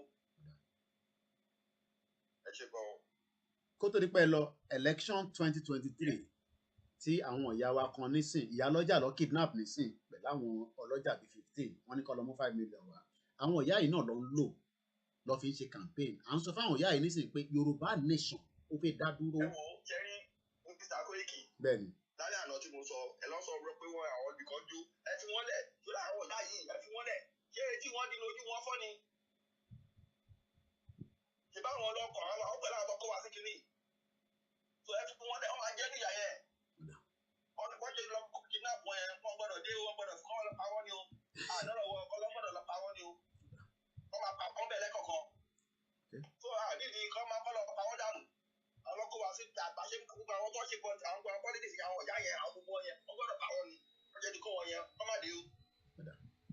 Wọ́n máa padà wá àwọn tó ń kó kọ́ àwọn tó ti pa sí lẹ́kí kọ́ àlẹ́lẹ́dà ni àwọn ayé wá ṣe ohun rere tó kọ́ lọ pa wọ́n dànù bàbà àti ìyá lọ́jà àti gbogbo wọn pátápátá kọ́ lọ pa wọ́n náà lọ́wọ́ àwọn bó ṣe ń rí. Ẹ ṣe gan. Àwọn àwọn bó ṣe ń rí. Ẹ ṣe gan ni. Wọ́n gbọ́dọ̀ pa wọ́n ni o. Ẹ gbọ́dọ̀ dá sọ̀rọ̀ wọn. Wọ́n ní kéèyàn kankan má dá sọ́dọ̀ wọn bàbá wa ọmọọba láti Atlanta ṣẹ́yìn náà fẹ́ dá sẹ́rù ètò +44 75 94 05 0979 àìtẹ́ tí sọ̀rọ̀ lórí social media gag the media gag in Nigeria we are still talking about this same àwọn ìyá lọ́jà bàbá lọ́jà they are the same people that they use to do all their campaign we are talking about Yoruba nation now none of them are talking. But I'm sure very soon they are waiting for more money from the politician. A very good afternoon, caller. Hello? Hello. Hello? Ẹ káàsán o. Ẹ̀dẹ̀kú ètò. Àwa nìyẹn. Ẹ̀dẹ̀kú ìdìde sí ọ̀rọ̀ àwọn ọmọ Yorùbá yìí. Ọlọ́run á wò ó àánú ẹ̀ ayé. Àmín. Network is not very good from your side, my brother. We're struggling to hear you. All right, let's take another caller. Maybe you want to move away from where you are. Hello, caller. Hello. Good afternoon. Okay. Àwa nìyẹn. Ọlọ́run máa fún yín ṣe. Ẹ̀dẹ̀kúṣẹ́ náà orí àfiṣe mo ti pè nígbà kan nípa awareness yẹn ní mo gbọ́ nípa Yorùbá nation ní September 23rd. Pé awareness yẹn pé kò ti tó. But nísìnyí mo rí pé àwọn èèyàn tí mò ń bá pàdé máa béèrè lọ́wọ́ pé ṣé o ti gbọ́ nípa Oòduà nation. Response tí mò ń gbọ́ nípa ẹ̀ nísìnyí ó dáa pé àwọn èèyàn ti gbọ́ nípa ẹ̀ dáadáa. Ó ti yàtọ̀. So mo tún wá fún nǹkan tí mo tún wá fún mi concern lórí petition yẹn. So yẹ kí petition yẹn kò ti lọ jù bẹ́ẹ̀ lọ. So mo tún wá give as suggestion yìí pé bí a bá tún lè ṣe bẹ́ẹ̀ yẹn bóyá tún lè jẹ́ kí bọ́ọ̀ yẹn bá ṣe ń ṣe ẹ̀ bóyá tún lè jẹ́ kó move ẹ̀. Òun ní lórí tó lóye mo fẹ́ bí pé òye àwọn nǹkan lórí nǹkan tí wọ́n ń sọ nípa yìí. Tó bá ń sọ̀rọ̀ nípa ọmọ tó máa bí ní 80s tó bí 1980 mo mọ̀ pé ó yẹ kí òye tí wọ́n ju àwọn tó yẹ kó bí ní 85 90 lọ. Tó wọ́n yẹn bẹ́ẹ̀ ni tó bá yẹ pé ọ̀n lè rí ṣe on presentation ẹ̀wọ́n bẹ́ẹ̀ ṣe ń ṣe ṣàlàyé nǹkan kan ní àwọn program yẹn tó máa ń fọ́lù ẹ̀jẹ̀ ẹlẹ́kọ̀ọ́kan tí mo bá ráyè bẹ́ẹ̀ yẹn. So on presentation yẹn tí ẹ pé òye máa fi yé wọn tí ẹ pé ọmọ àkọ́rá ṣe bíi something like 5 minutes record. So that you always send it through. Má worry, Sherry, very soon we will be. So then under that thing, so we now have. Yeah, mo gbọ́ yín. To that petition. Hello. Mo gbọ́ yín, ẹ máa sọ̀rọ̀ lọ, à ń gbọ́ yín. Hello. À ń gbọ́ yín sẹ́. So who presentation yẹn so yẹn á fi líǹkì petition yẹn sí abẹ́ so á lè bá wá bí ṣe ń pín táǹkì bẹ́ẹ̀ yẹn so á lè máa easy fún èèyàn náà láti mú ọmọ ọtọ́ understand yẹn bá tí wọ́n ń bẹ fún wa lè máa sign yẹn ní ẹsẹ̀kẹsẹ̀ so nǹkan tí wọ́n ń gbé kí n contribute ní ọ̀sán ìsìn kìíní yẹn. Thank you very much. Well taken. We are talking about people thinking of the 2023 election. Let's look at some of the violence that took place. I was at home during that election myself. So many violence all over the place. The same people that we are talking to now, they are not listening to us because they believe that what we are saying does not line with what they believe in. Why do you want to break Nigeria? But they do not understand that the 1914 amalgamation is part of the reason why we are suffering. And these people that you think they have money. Hello? Hello, Mr. Koiki. Yeah. I bet the question follow me. What I'm going to call you, yeah. There are one giant. If you want to watch it, you can have one. I'm going to look at you. Okay. The bata go to our daddy because I can't more butter. Oh, butter. So, I have one. I will have a buyer. Oh, okay. Mixer is not working. Yeah. Okay. All right. Okay. All right.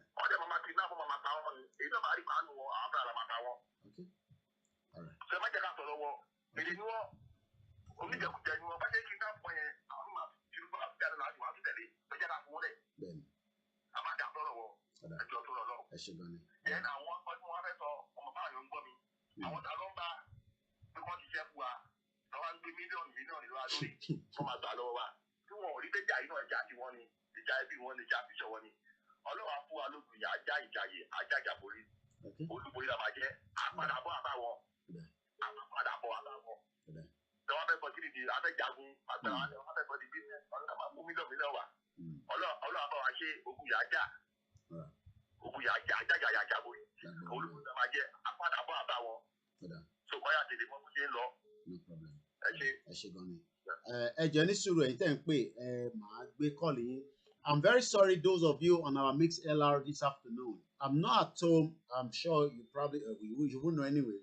But the mixed LR, I'm using the phone because I left the other device at home, and the same phone is where people are calling, and that is why we are having that kind of interruption with the mixed LR. We do apologize. come onto the Facebook today. I know those of you that are regular, we try and sort out your data that you're using, to join us on Facebook, because you don't have enough. That is why you are listening to us on the Mixer Loud. So that is Ayuade, Aliu, and the rest of you. So I do apologize for that, because we need to take calls, and there's a lot of interference with that. So, but it's only for today. Sometimes when you're going out, you don't carry every gadget. But let's continue with the call that is coming through. We have another caller, and then Emma Binu Baba tó pè láti America. You want to try again? Yeah, kíákíá ká lè fún àwọn èèyàn púpọ̀ láyè. À ń gbọ́ yín. Ẹ káàárọ̀ o, ṣẹ̀ṣẹ̀ jí ni. O ibi iṣẹ́ lẹ wà. Láti Canada, okay. Ohun yẹn lọ́lẹ̀ náà mo ṣe ń wọ́ndà ni. Ẹ̀bà ń gbọ́ yẹn, má ọ̀rẹ́ má sọ̀rọ̀.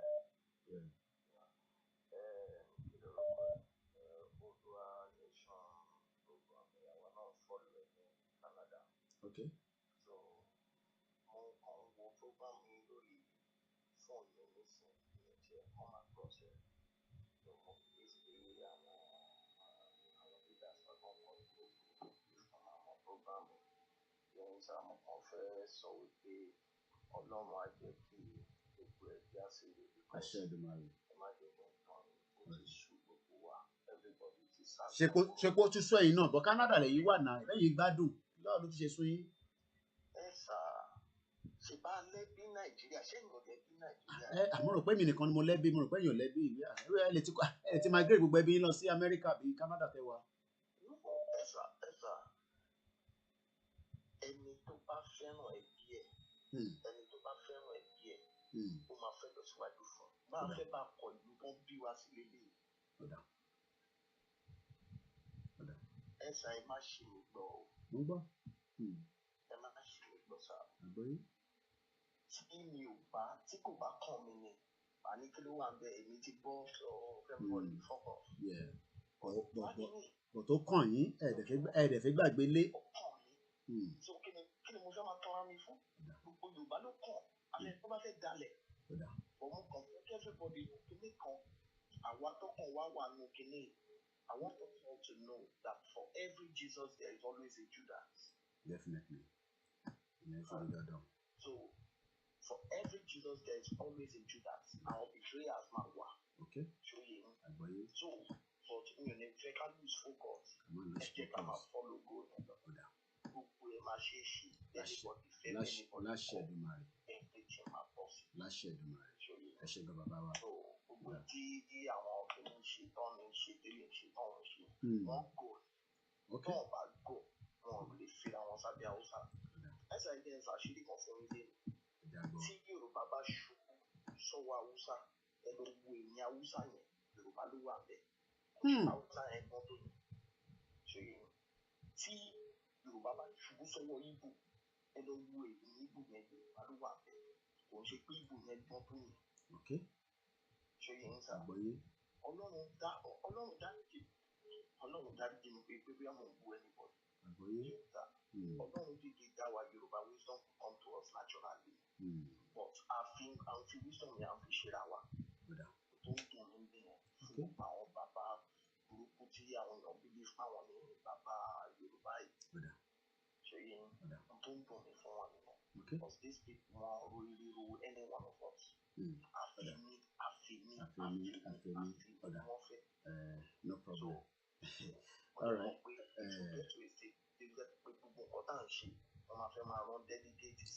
Ọ̀sẹ̀ ànáwó ṣe ìbí òun ni mò ń ṣe ògo picture gbogbo wọn báyìí ní sí 419 ní gbogbo wọn sẹ́ẹ̀ wọ́n sì máa gbowó gidi jáde. Mo rí ẹ ń bẹ̀ Òṣàtọ́lá the warrior tójọ́ mẹ́ta. We did see you on Monday. Hope everything is okay with you. Very good afternoon my sister. Èèyàn tèmi gangan. Ẹ gbóhùn sókè bàbá ká lè tètè tún gbé lómi wọlé. Ṣé ní wọ́n ṣe wà ní? Bẹ́ẹ̀ni. Wọ́n ṣe wà ní. Bẹ́ẹ̀ni. Wọ́n á yẹ pọ̀ pa majority. Ẹ máa rí. Kí n tó torí pé because of our timing kí lẹ rí sí àwọn tí wọ́n sì ń rò pé 2023 election òun ni ká tó máa tẹ̀lé dáì. Ẹ sà ẹ gbàgbé 2023 election there is nothing like that. Ṣé pé ká ẹ̀yin náà agree pé ká gbàgbé ẹ̀. Ní títí kí ní ìbábọ̀ lágbára. Because of time, wọ́n dẹ̀ ní sọ̀rọ̀ sókè bàbá ó dà pé wọ́n náà ibi iṣẹ́ làwọn olú ti sú àwọn. Ẹni tó ń gbé Canada nìyẹn o. If somebody living in Canada said they are fed up, how many of you are fed up? Okay, let's even agree that we are not fed up. But can you go where you can be kidnapped? Where, look, okay, if you get to Nigeria now, you have money, and you get to Ondo State, and the whole medical team are on strike. Then what happened? +447594050979. Ẹ bá ṣe kíákíá ké a lè ti gbé àwọn èèyàn púpọ̀ wọlé kọ́lé sọ̀rọ̀ lórí ẹ̀. Hello, Mr. Koiki, brother. Ẹgbẹ́ ọ̀rọ̀ bàbá, à ń gbọ́ yín. Yeah, I'm calling from Turkey. Istanbul, Turkey. Ẹgbẹ́ òsókè. I was there last year. Busa. Okay, I remember you said Busa. Yeah, go ahead. Yeah, like someone you mentioned so. Iṣẹ́ ṣẹ̀ṣẹ̀ bẹ̀rẹ̀ náà ṣẹ̀ṣẹ̀ ń get the result out then. Okay. Àwọn ìyálọ́jà tí wọ́n kidnap ẹ̀ we need just to pity them. Iná ní pé ká má pity ìyálọ́jà. Ìyá èèyàn kan máa ní ẹni ká má pity wọn. Ẹjọ́ torí Ọlọ́run kọ́ bá wa fi drop àwọn ọkọ̀ ayẹyẹ kan lọ bẹ́ orí wọn dà tó kú òkú dáadáa táwọn fúlàní lọ. Kọ́ lọ fi wọ́n bọ ẹran. Ìyẹn tó lágbára o. Tọ́ba lè fi wọ́n bọ. Torí bó ṣe wà yẹn, when all those things is happening in Nigeria, wọn ò dá sí torí wọ́n ti jẹ́ rúdò. Wọn ò lè ṣòdodo, wọ́n ń fowó dín wọn lẹ́nu. Owó wo gan ló fi ń dín wọn lẹ́nu? Ṣé tá bá gba Yorùbá nation ṣé a lè fún wọn lówó ni? Owó ìṣàní gbogbo yìí máa ń sọ. Ṣé báwa ti òun náà mo ṣe ṣó gbogbo picture pẹ̀lú àwọn tí a ya picture pẹ̀lú ẹlòmíì ní sáré pé àkọ́kọ́ yìí wàá má ti gbowó gidi. Pápá wọn ò lè fún ẹ anything. All those pictures are just displayed there. They cannot give you any dime. We will talk, we will follow do our action as well. Okay. Ẹ má jẹ́ ká pẹ́ lórí ọ̀rọ̀ sísọ. Already o tó bá ti ṣẹlẹ̀ kí gbogbo wa padà sí Nàìjíríà. Wọ́n mọ̀ wípé Yorùbá nation yìí ti fẹsẹ̀ múlẹ̀. Jẹ́ tí àwọn míì tẹ́ lé wa pẹ̀lú ojú lásán àti ẹnu lásán gan ni. Àti tí wọ́n bá bẹ̀rẹ̀ sí lùlù election nísìn ẹni tó ń sọ̀rọ̀ Oòduà nígbọ́n kankan mọ́ báyìí ìwọ ló máa pè pé. Torí wọ́n máa bẹ̀rẹ̀ sí kó ní agolo gàrí kàtàgolo láti kèrí kàkan pẹ̀lú t-shirt àkàrà bàbá rẹ̀. Wọ́n ti gbọ́dọ̀ ayé wọn ànádà pọ̀. Ibo nìyẹn máa wá dé fún wọn ọmọ káàárọ̀ òjíire. Ẹni tó bá ṣe òwò máa jèrè náà. Ẹni tó fẹ́ wọlé tó mú owó tó fi fún ẹ tó ṣe kí ó máa ní profit tó máa gbowó ẹ̀ padà. Kò sí ti ẹrù ṣe bó ti gbowó. Now ẹjọ́ kí ló jẹ́ Nàìjíríà bá ṣe ń sọ láti bẹ̀rẹ̀ 1940 amalgamation. Ẹ wo constitution 1999 kò yí pé tiwa. We are just illegal migrants in Nigeria, Yoruba, according to them. Ní ilẹ̀ bàbá wa tó fi wá sọ̀rọ̀ tá a mọ ìtàn ẹjọ́ akọniwà ilẹ̀ Yorùbá bọ̀ kì í ṣe àwọn ọba ìyẹn o. Àwọn ìyálọ́jà yẹn this is preamble. This is just the beginning. Àwọn kọ́lá fẹ́ wọn àlọ́ rámi ní tàgbá àárín wọn. Ṣé pé ká má wá ìyálọ́jà náà ò ní di ìyálọ́jà ní di 5 million naira ìyálọ́jà náà ò ní di 5 million naira. 5 million naira wọn ò ní rí. Gbogbo ọdẹ naira kó pé kò ní pé wọn nígbà. Wọ́n á sì ti ṣe wọ́n túkàtúkà kan tó padà wálé. Wọ́n á ti gbòyà yẹn. Ọwọ́ dẹ bá bọ́ dẹ bá. Nínú àmì àmà sọ pé no going back. Ẹ ṣe gan. Do you all agree? Wale Akesanya. Let's quickly appreciate some of you that have joined. I've signed my poll and petition. Yes, continue to sign the poll and petition. The numbers is not really on a very good side. And don't come here and say those in Nigeria. What about those in diaspora? 5 million for what? So that they can rescue Iyaloja. That's the demand that the kidnappers are asking. What is Buyanye by Yoniya? But they are part of those that the government use all the time. Ẹja lọ sọ́dọ̀ bàbá wa Adamson all the way from US. Ẹ káàbọ̀ sórí ètò. Bàbá mi ẹ máa kúṣẹ́ olúwa o. Iṣẹ́ náà nìyẹn. Mi ò yẹ sọ́dọ̀ àwọn máa fún yín ṣe ẹ̀mí pàdánù ohunkóhun. Àmín. Nǹkan tí mo fẹ́ sọ gbogbo àwọn tẹ́lẹ̀ náà kidnap or something like that. Mi ò kí àpẹẹrẹ anybody o. Ṣé pẹ́yìn náà kíá? Ọ̀rẹ́ mi kan mi ò kí bàbá mi. Mo ti ń palẹ̀mọ́ láti lọ sí Nàìjà pé ó ti tó. Kò tí mi lè lọ mọ́, mi lè lọ sẹ́yìn ìgbéyàmọ́. Ṣé rí ìrònú Nàìjíríà ó bá mi tó yẹ pé àwọn èèyàn ti ń bèrè pé bàbá kí ló dé? Lọ́rọ̀ Nàìjíríà ni. Wọ́n ní ìbí kò jẹ́ bí mi bẹ́ẹ̀ ṣe bá àmọ́ mi wà.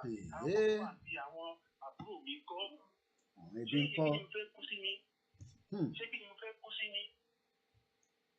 Wàhálà máa dé báyìí. Ẹkún dùn mí. Àyàrí wúwo ẹkún dùn mí. Kò ráì gbàgbó wa. Táwọn èèyàn sọ pé kí Dára máa pariwo kó má ṣe kinní kan, kó máa pariwo lọ. Gbogbo yẹn máa pariwo lọ. Àsìkò ti tó. Láriwo tá à ń pa yẹn ti pọ̀ jù. Nǹkan kan ni fẹ́ bèrè bóyá ó ṣeé ṣe. À ń gbọ́ yín bàbá. Nípa ọ̀rọ̀ òmùgọ̀ mi fẹ́ bèrè ọ̀rọ̀ òmùgọ̀ kan. Ìṣòro òmùgọ̀ ẹgbẹ́ rẹ. Gbogbo àwọn politicians yẹn. Tó possible kí gbogbo wa tá a wà ní diaspora ká send orúkọ wọn lọ káàkiri kó má lè wọlé mọ́. Ó possible. Nígbà tí wọ́n ń ṣe bí káwa náà máa. Bẹ́ẹ̀ni. Thank you. Àwọn èèyàn mọ̀ pé politician ṣàdúrà ní sí pé kẹ́ni kankan máa wá sí dé báyìí. Yes. Everyone has been like a target. Every one of us. That's what people don't understand. Àwa tá a wà ń bí a ti ń ṣèpàdé US election ló sì dá wa dúró. Kí gbogbo wa tá a wà ní abroad ká lọ bá àwọn senators, àwọn rep wa. A fẹ́ lọ bá senator tiwa ń bì lẹ́yìn ìgbà tó bá ti settle down tán. A fẹ́ lọ bá wọn. Àti select èèyàn mẹ́wàá tá a fẹ́ lọ bá ẹnìkan nù wọn. Kọ́ bá tíbù ọ̀rọ̀ wa, kọ́ rep wa. Kí gbogbo wa náà tá a wà ní US, gbogbo wa tá a wà lábúrò náà ká ṣe bẹ́ẹ̀ ní ká dáná sáwọn náà lára. Àtàwọn ọmọ wọn kan wọ́n máa jẹ́ kọ́ lè wọlé mọ́ tó bá ṣe bẹ́ẹ̀ yẹn. Can make life miserable fáwọn náà. Yes. Okay. Kọjú tẹ́sán Yorùbá mi ọlọ́run máa fún ṣe o. Election 2023 táwọn èèyàn tí àwọn ìyá lọ́jà bàbá lọ́jà àwọn ọmọ tó wà nílé tó ẹlòmíì nísìn ní tó ń dúró dè nìyẹn kí lẹ máa sọ sí yẹn bàbá kẹ́ tó rí pẹ́ lọ. Bàbá mi mo ní ọ̀rẹ́ tó fẹ́ gbégbá ìbò. Ẹ̀yin náà níyàn. Nígbà tí mo sọ fún last month mo ní báwo ló yẹ ọ̀rọ̀ Yorùbá nation yìí o ó ní àlówí ó ló ń jẹ̀bẹ́ gbégbá ìbò àmúlọ̀rẹ́ tó o sì believe pé election ṣì máa vote Nàìjíríà mo ní ìjọ tó Ọlọ́run àtìgbà yẹn ń sìn pẹ̀lú àdìdọ̀tà ó pè mí ní ìjẹ́ ìgbàgbọ́ mọ́. Ó ti di pé òun kò ní rówó gbà lọ́wọ́ ẹ̀yìn. Kí ló ń jẹ́ election? Ìgbò tó wà nílẹ̀ yìí election somebody's calling for election. All right. Nígbà tí mo jáde church lánàá àwọn ọmọ tó dirun tó ṣe bá ní bíbá yìí mo wò wọ́n mo ọkọ̀ mi lọ sí Nàìjíríà mo bí bọ́ lójú mi ní ọmọ ẹni kí ló dé ilé ìlú múra báyìí àwọn wa lè múra Nàìjíríà ẹjọ́ bàbá mi ẹ jẹ́ ká ṣiṣẹ́ lórí ẹ̀ o káà náà ń lé ayé le fún wọn kọ́ má lè wọ bíbá yìí mọ́ ìní òjú bẹ́ẹ̀ lọ Ọlọ́run máa fún ìṣe ọ Thank you. Mo kí gbogbo ẹ̀yin tí ẹ ti darapọ̀ mọ́ wa mo kí gbogbo yín let the governor give the Yaloja 5 million for the well that's if they find her if they probably have not killed her. Let's read some of your comments. We sign online at Facebook, but I hear some people saying there is manual. Yeah, there is manual for the poll, not the petition. I beg Yoruba to the fear job. Okay, I hear that. Good afternoon. I told my friend Pastor Weeks that there can't be election in 2023. They asked me why. I told them Yoruba nation will stand before 2023. Inshallah. Let's share the marriage.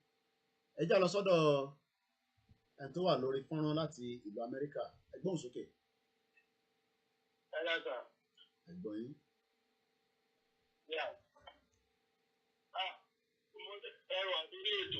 Okay. If that's already told that, I'll answer later. Not everybody knows that sometimes we're live. We're live every day. I am live every blessed day. Because this awareness needs continuous reminder to so many people so that we do not get carried away and we remain focused. Our eyes must be like that. Every Monday to Sunday, we're live. Every Monday to Friday from 12 p.m. to 2 p.m. Sometimes we go a little bit over. But weekend, we go 4 hours straight. And I do what I call the late night broadcast once in a while, depending on the body. We did one last night, up to 2 o'clock in the morning. We have another caller. Hello, good afternoon. Hello, sir. Okay.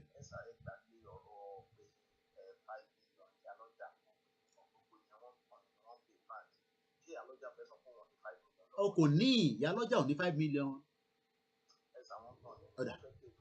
Of a play pranks. Inú pépà ni mo ti kà á. Èmi náà kà nínú pépà ní pé Ìyálọ́jà ó ní 5 million ló máa fi gbálẹ̀. Paper fi tajà ní.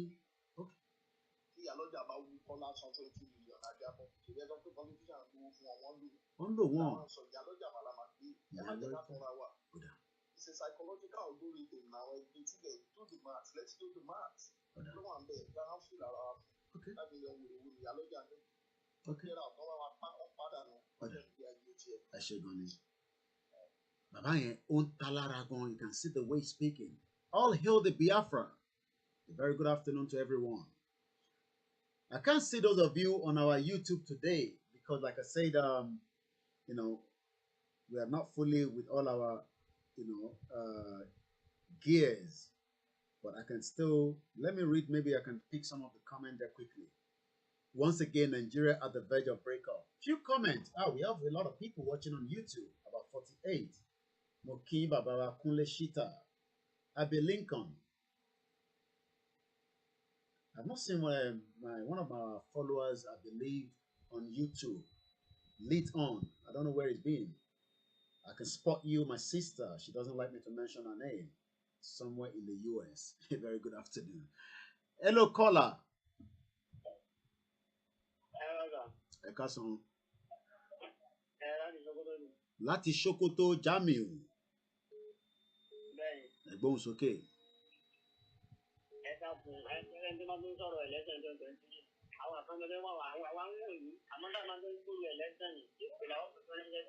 Okay.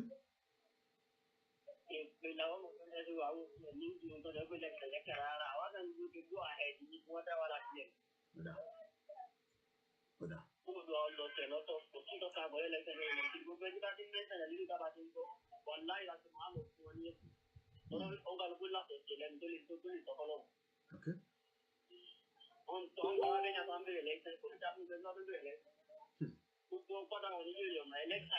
Killing all our children, they are not asking for another election. If you are in the northern part of the country, my advice is start preparing to come back home. Alenumaya, kumaya, alenikoniya, kutitiya. Look, it is not only Yoruba people that is upset. Let's go to, I will mention the name and I will mention the for security.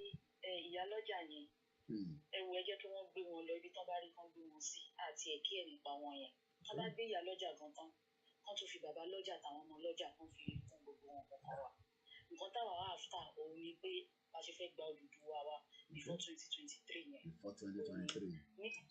Ní àdúgbò mọ̀mísí ni wọ́n ti ń gbé kíní pé wọ́n fẹ́ dìbò bíbò ṣe fẹ́ lọ nǹkan kan èmi dẹ̀ ti sọ fún mọ̀mísí mi pé it's better kọ́ máa wò lẹ́pùtẹ̀ wọ́n láwọn ọ̀kẹ́ pé wọ́n ń yojúlé tójúlé ni nísìn lórí ọ̀rọ̀ bó ṣe fẹ́ dìbò àwọn tó mú 500 agolo ráìsì kankan indomie bread akẹ́tì bread ọbaṣá bread kíní kan bread they all 419. Ẹ wo ojú gbà mí tí omi ẹkún gbọ́n mi fáwọn èèyàn wa o ṣé gbogbo tó ń ṣẹlẹ̀ yìí kò tiẹ̀ yẹ kó kọ́ wọn lẹ́kọ̀ọ́ rárá kò yẹ kó kọ́ wọn lọ́gbọ́n òkú wọn ń kúrókò ní títí lójoojúmọ́ wọn ò ronú pé kí ló yẹ kó ṣẹlẹ̀ wọ́n bá wa sọ̀rọ̀ ya lọ́jà tó bá tá bá ń ṣépè fáwọn ẹlòmíín sí wọn náà ń ṣépè wọn náà ti ń sọ̀rọ̀ jù wọn lọ́rọ̀ burúkú wà lẹ́nu wa ilé tí ó ti sú mi nílùú tí mo wà ilé tí kò ní lọ bọ́ kí la fẹ́ ṣe ká má wálé láriwo tó ń pa ìlú ilé Don't go home now. If you have to really go home, please, I beg you, be extra careful. I use the word extra careful. I know what I'm talking about. Especially those, whether you agree with Yoruba nation or not, everybody must be extra careful.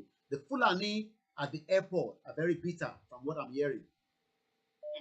Very, very bitter. Wọ́n lè ya passport ẹ tó gbé dání ẹ̀ tó rò kó ń jẹ́ lójú. Why your passport? I know what I'm talking about. Every day we receive intel. To bá lọlé, whether o ṣe Yoruba nation or ṣe Yoruba nation, ṣàrọ̀ra ṣe jẹ́jẹ́ pẹ̀lú wọn. Torí pé ara ń kan wọ́n because intel wa ń gbé jáde lójoojúmọ́, and that will take me to the next episode of this broadcast. Social media guy. You think they are happy? Every day they want to stop this kind of broadcast, but they cannot. And that is why the social media bill is coming up. They will never succeed. So, Ọlọ́run máa fún yín ṣe ẹgbẹ́ túbọ̀ bá wa then lẹ́yìn ètò máa pè yín títí ìrọ̀lẹ́ sáwọn lọ́la àá lè sọ̀rọ̀ private. These are individuals that we can't give too much details. Hello caller láti Georgia. Ẹ̀yin mélòó gan lẹ́nu ẹ̀ wà ní Georgia yẹn náà níjọ́sí tí mo. Ẹ̀yin mélòó lẹ wà ní Georgia?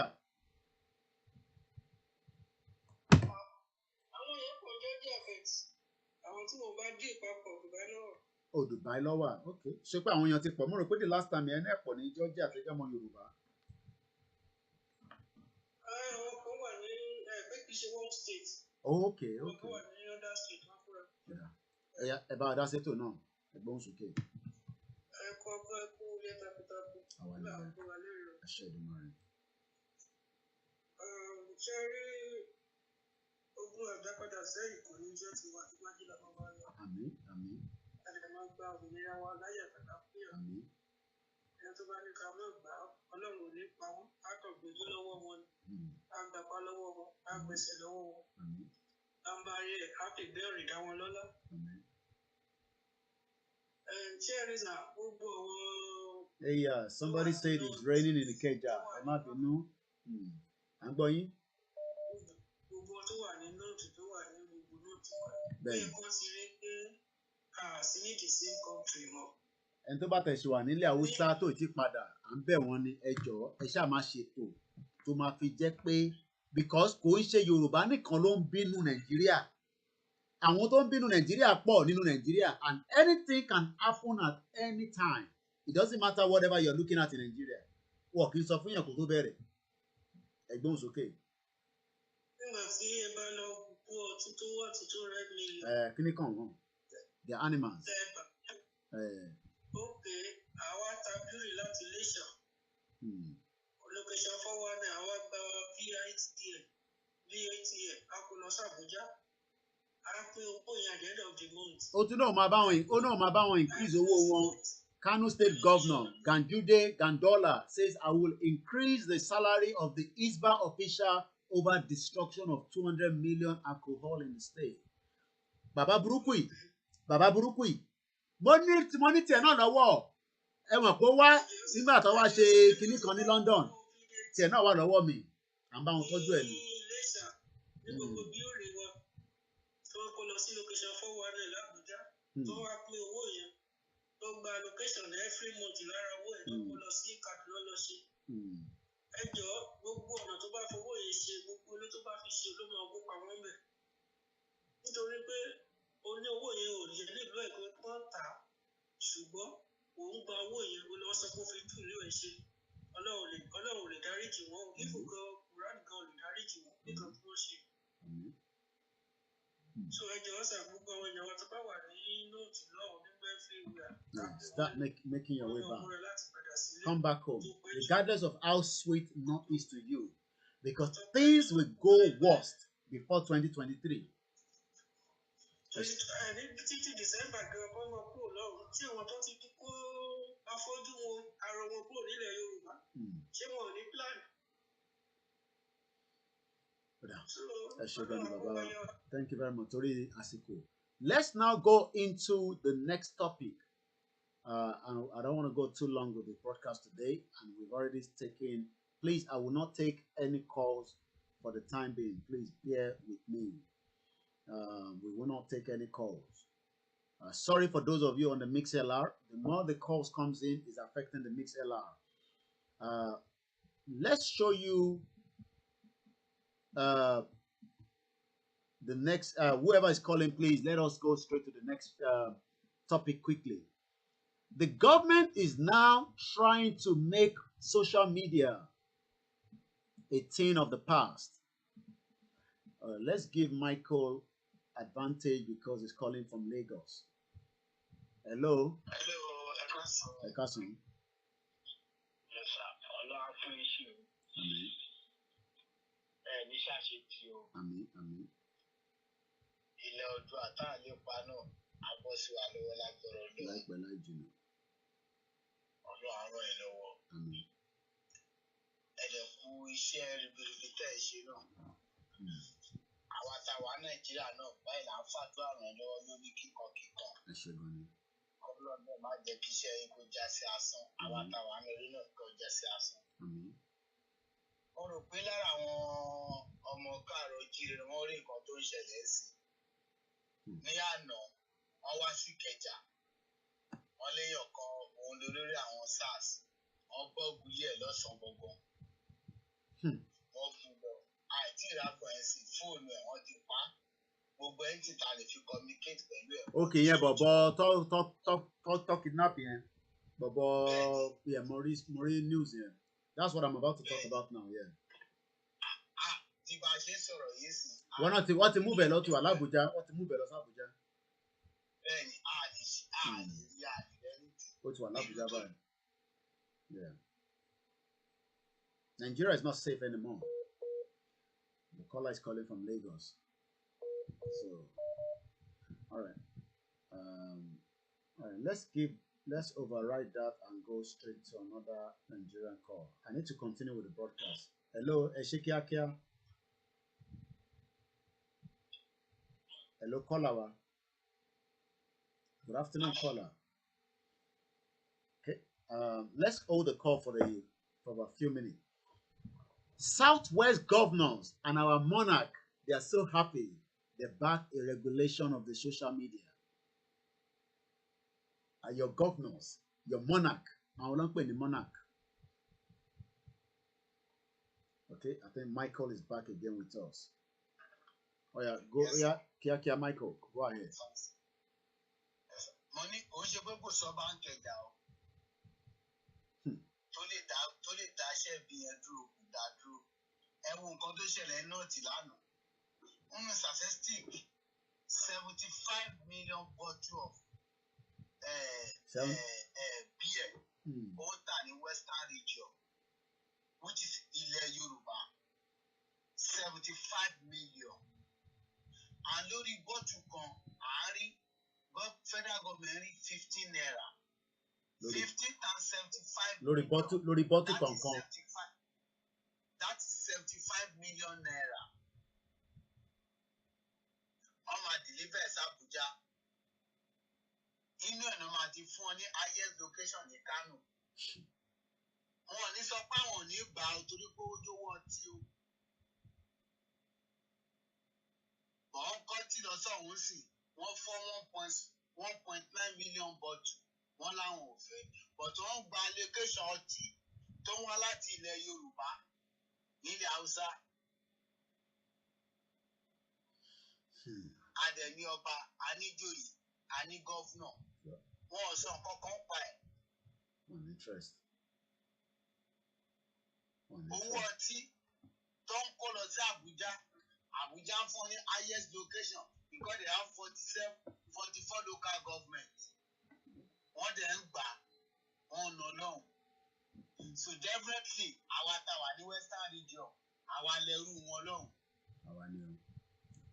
Ìbẹ̀rẹ̀ àbẹ̀ tí láwọn kan tó sọ pé wọ́n Nàìjíríà wọn lórí burú. Àwọn máa ń ṣàǹfààní. Ẹ má bínú omi ò ṣe pé o wọn kàn ń sọ̀rọ̀ ni o. Ìtumọ̀ wí náà káàrọ̀ jọ tó rọ́lọ́run kó bá mi rọ̀ mọ́. Mọ̀mọ́ believe pé gbogbo kùdìẹ̀kùdìẹ̀ Ọlọ́run ayọ̀ torí mo mọ̀ pé àwọn àgbààgbà kan tó ń jẹ́ ń di òrò jẹ́ ń di egúngún ni ò tí ì jẹ́ kó wá tí mo ṣe mọ̀mọ́ believe pé tí a bá lé èjò títí tó bá lè kọ ògiri ayẹ́yìn padà tó bá dẹ̀ yẹ́yìn padà oró onú ẹ̀ kò ní dá rárá kò dá rárá oró onú ẹ̀ náà wá. Torí àsìkò ọ̀ṣẹ́gun Michael ẹ ṣàtúbọ̀ gbogbo ẹ̀ tí ó ti ń jọra wọn díẹ̀díẹ̀. Thank you very much my brother. Mo kí gbogbo àwọn tí wọ́n wà ní Nàìjíríà tìfẹ́tìfẹ́ la fi ń kí yín. We feel your pain the same way tẹ́yìn náà feel pain wa. Ẹ̀yin náà pé kò ń ṣọ̀lẹ ni yín. Ìjọba ló sọ gbogbo yín di ọ̀lẹ. Kò ń ṣe ọ̀lẹ ni any one of you. But there is just no opportunity for anybody. No opportunity at all.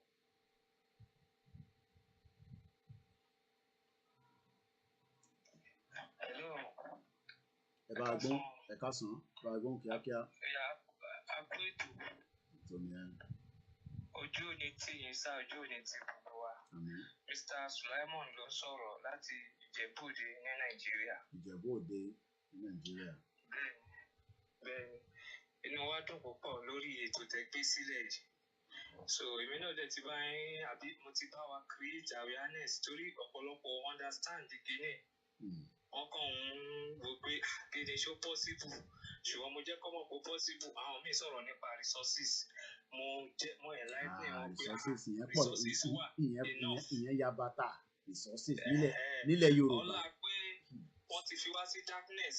For very long time. Wọ́n ti believe pé bó ṣe yẹ kí system most àwọn èèyàn ṣe rí àwọn obìnrin sìn àwọn ènìyàn ń jẹ ju most obìnrin ló ń tẹ̀kẹ́ lẹ́sìn pẹ̀lú ṣìnà ṣíṣe kọ́ lọ yá àwọn owó lápò tó yẹ pé tó bá máa san báyìí bí kò máa ṣe lọ dóko 500 ẹ má bínú pé ọ̀rọ̀ tí mo lò yẹn 200 naira ọkùnrin àwọn tó ń ṣiṣẹ́ ní bítẹ́mi wáyé àwọn tó ní lárí díẹ̀ ní àwọn tó ń gàn kadà. Àwọn tó ní lárí díẹ̀ àwọn tó tẹ̀ ní lárí ọ̀tẹ̀ lọ́rọ̀ kadà gùn. Bẹ́ẹ̀ni. Ilẹ̀ káàárọ̀ jíire. In fact hardship yẹn ó pọ̀. Hardship yẹn pọ̀. Ṣùgbọ́n tẹ́ bá ń sọ fọ́pọ̀lọpọ̀ kò yé wọn. Wọ́n máa ní ẹ̀ á dáa. Mo ní eléyìí kì í ṣe pé bóyá ìlú ni ò dáa. Àwọn aṣíwájú ta ní wọn ò dáa. Nǹkan tí ó dẹ̀ yé ọ̀pọ̀lọpọ̀ àwọn ọba wa ni pé tó bá yá Ọlọ́run ò ní jó rí bẹ́ẹ̀ tá a máa fi gba ilẹ̀ Oòduà yìí. Torí tó bá yá wọ́n sì máa ṣí adé kò lórí ọba tó máa gbé láwàní fúnra wọn láàfin. Àwọn ọba ò tí ì mọ̀ báyìí. Bó ṣe ṣe nílọrin torí mo bá wọn lù sẹ́rí ọba Fúlàní ẹ má bàbá ìka ni wọ́n ti ṣe èmi náà lábùtẹ́rí tí ẹ bá wọn lù property tó bá jẹ́ tiyín wọ́n á tún máa wá bó ṣe máa gbà á mọ́ títí wọn. Ìbárí ìyá tí aṣáàrí ìyá tí ẹ̀rí ìyá tí ìyá tó kọ ẹ̀yẹn tí wọ́n lọ sóko ẹ̀ tí ìyá yẹn ń sunkún pé Sẹ́ríkí o dẹ̀ wà ń bẹ́ ọlájú sílẹ̀ wọ́n dẹ̀ boko mi jẹ́ Sẹ́ríkí gan ti di baálẹ̀ a ti jẹ gbèsè.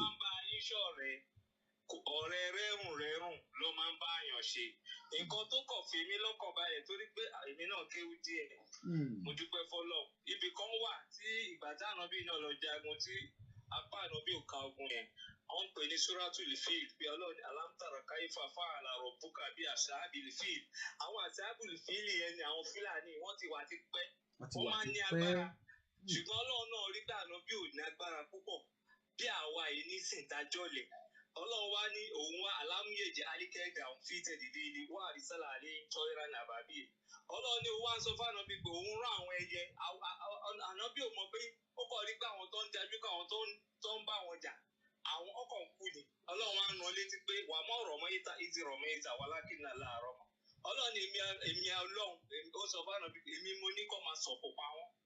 Torí pé ṣe rá Fúlàní ti confidence pé kò sí nǹkan tó máa ṣe confidence yẹn náà làwọn ọ̀tá àwọn aṣíwájú ní tọ́lọ̀ fi dìde gbèjà wọn èmi mùsùlùmí ni mí ṣùgbọ́n mi ò against any religion bàbá mi òun náà jẹ́ alágbára ọmọ Ìbàràpá ni mí nílà látẹ̀ alágbára ni òun náà ní àwọn nǹkan tó tẹ̀lé tó pé dáàdì mi nìkan ló fojú rí àwọn kìnìún yẹn gbogbo bóyá à ń sọ̀rọ̀ pé ẹ̀sìn ṣẹ́rí is just like upgrade lẹ̀sìn jẹ́ àwọn Ọ̀rúnmìlà lọ kọ́kọ́ mẹ́sìn wá ó dàbí Nokia 3310 ni ìgbà tó yá àwọn smartphone dé àwọn kan pàtàkì kódà ẹni bá tẹ ṣáwọn èèyàn sì ń lo BlackBerry ṣá tí mo tẹ̀rù pé yẹn sì gbérí BlackBerry. Mo ní ẹ̀gbọ́n kan tó yẹ pé kò lè lo fóònù mi àfi BlackBerry nìkan ló lò. BlackBerry ṣáwọn èèyàn sì ń lo BlackBerry ṣá. mọ́ọ̀lù ló bẹ́ẹ̀ ni o tẹ bá dé Ìkẹjà tẹ bá fẹ́ ra BlackBerry wà. mo kàn fi ń ṣàpèjúwe náà ni mo kàn fi ń ṣàpèjúwe ni.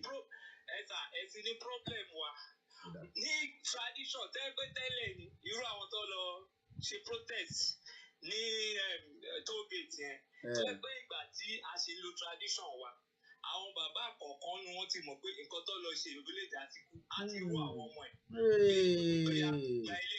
ṣùgbọ́n ìgbà tẹ́sìn dé ọ̀pọ̀lọpọ̀ tó ní nǹkan lé ó ti lọ dà á sódò pé irọ́ kò dáa ibi táwọn òyìnbó ti mú wa nìyẹn.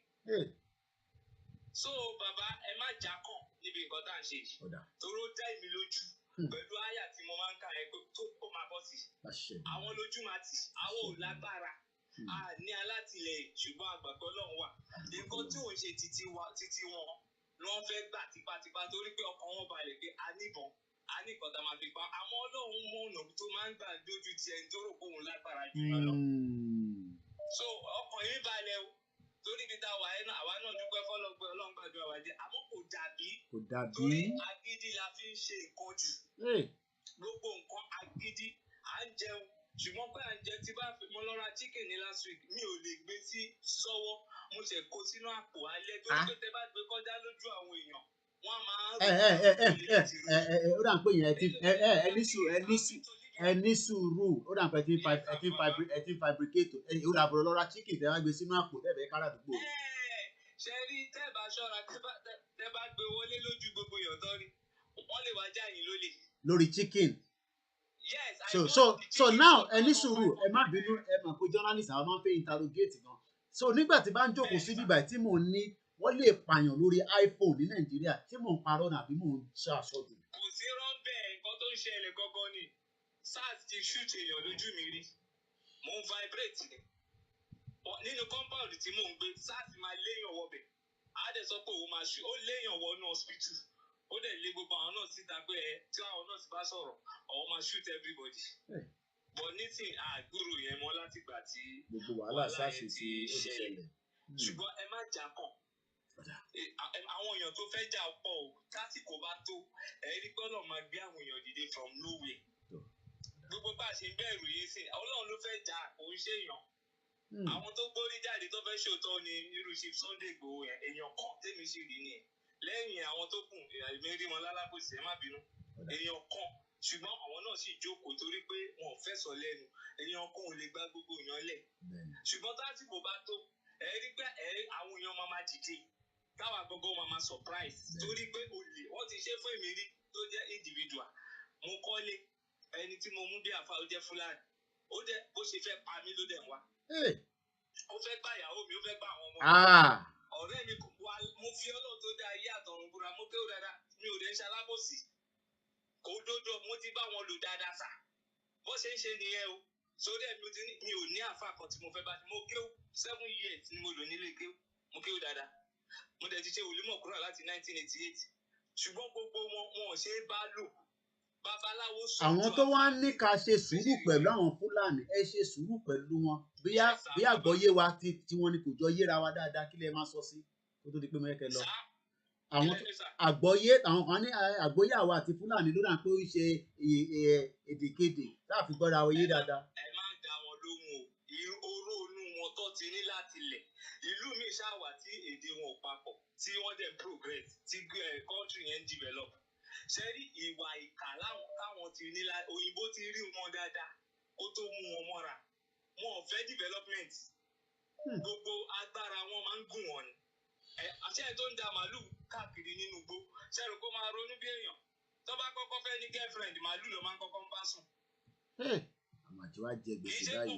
they are not human wọ́n kàn ń ṣe mọ̀ bí ìgbà tẹ́ pé àwa bàbá owó lọ́wọ́ ló láwọn lójú ẹran kò ní wọ́n wọ́n wá lajú sódì wọ́n wá ń kó owó yẹn wọ́n ń kó àwọn tó wá jẹ́ alábòde nílẹ̀ Yorùbá wọ́n ti jọ múlẹ̀ papọ̀ àwọn náà ti wò pé a ti rí yín níwájú àyà máa tẹ̀lé nǹkan tẹ́ bá fẹ́ àwa náà máa ṣe àwọn ọba wa wọ́n ti di ẹrú wọn ṣùgbọ́n àwa máa gbálẹ̀ Yorùbá lágbára Ọlọ́run kò ní dé stage tó máa ṣí adé tó máa fi láwàní tó máa fi sí àwọn Fúlàní ẹgbẹ́ wọn sáàfin torí gbogbo àwọn ọba yẹn wọ́n tọ́ra wọn jẹ ni eré ìsàmúgbọ́ yín sà.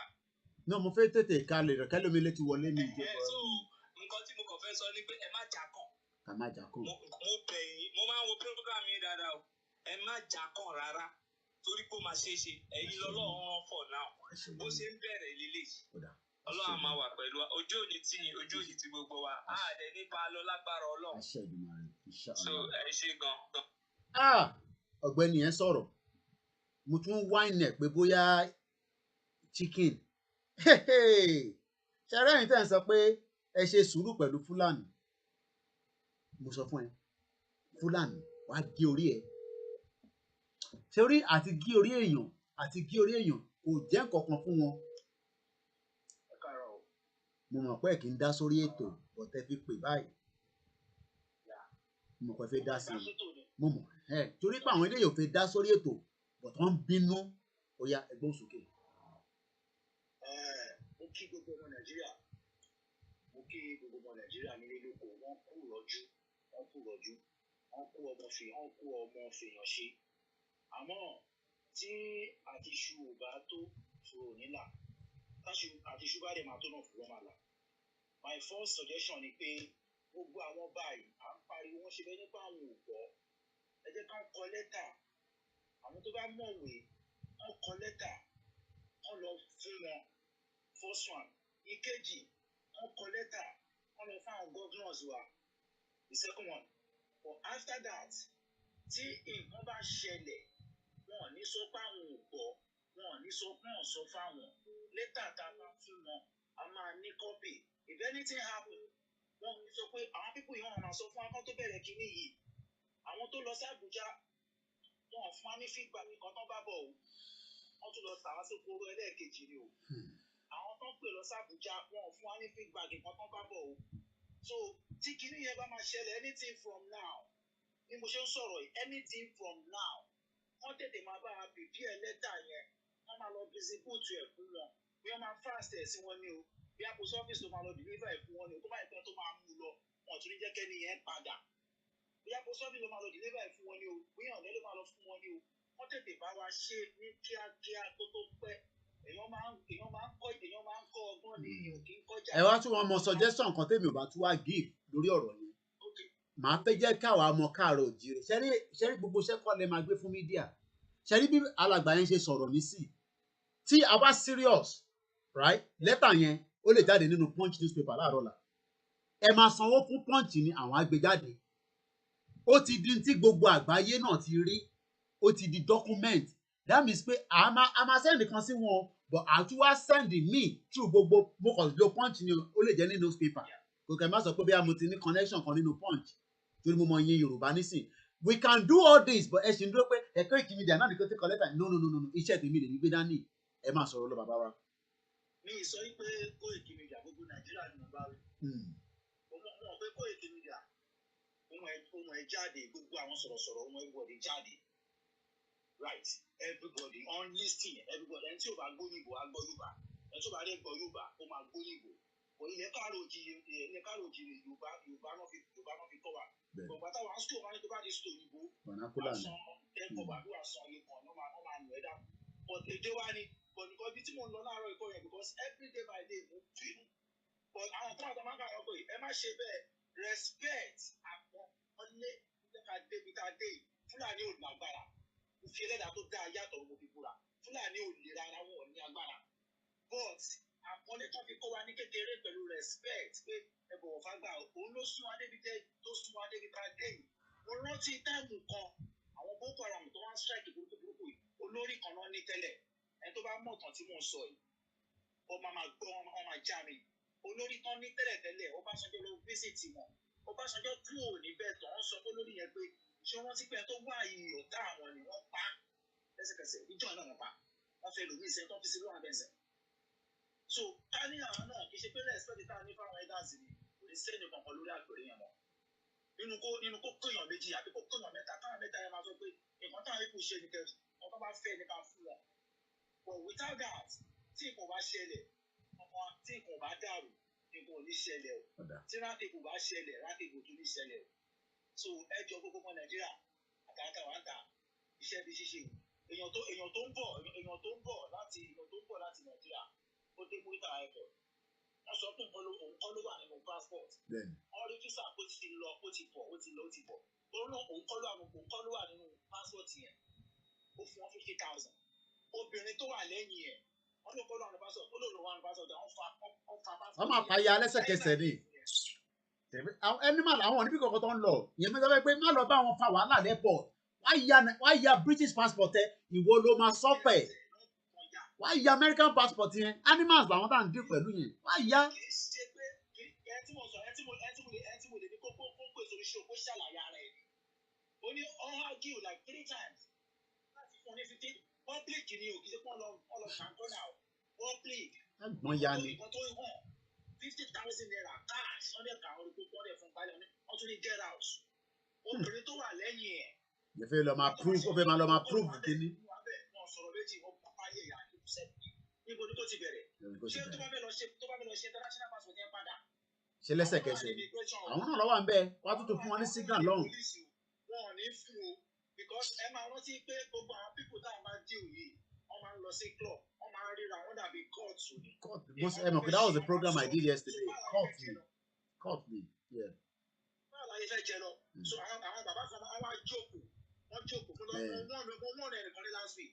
Mo lè ọba tí mo lè dárúkọ ni. Mo ní ẹ mọ̀ mi tẹ́lẹ̀tẹ́lẹ̀ nígbà tí mo wá straight.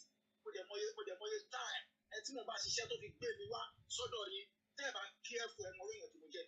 Mo rántí ẹ ti ṣàlàyé mi jẹ́ tẹ́ ẹ bá careful. Mo fún yín 4-5 days tẹ́ ẹ bá ṣe gbogbo ẹ̀kẹ́ ṣe. Ọkàn ni ókè ẹ má wọrí à ń gbogbo nǹkan tó ń lọ là ń gbọ́. Mo ní so ẹ̀ ń gbọ́ nǹkan tó ń lọ.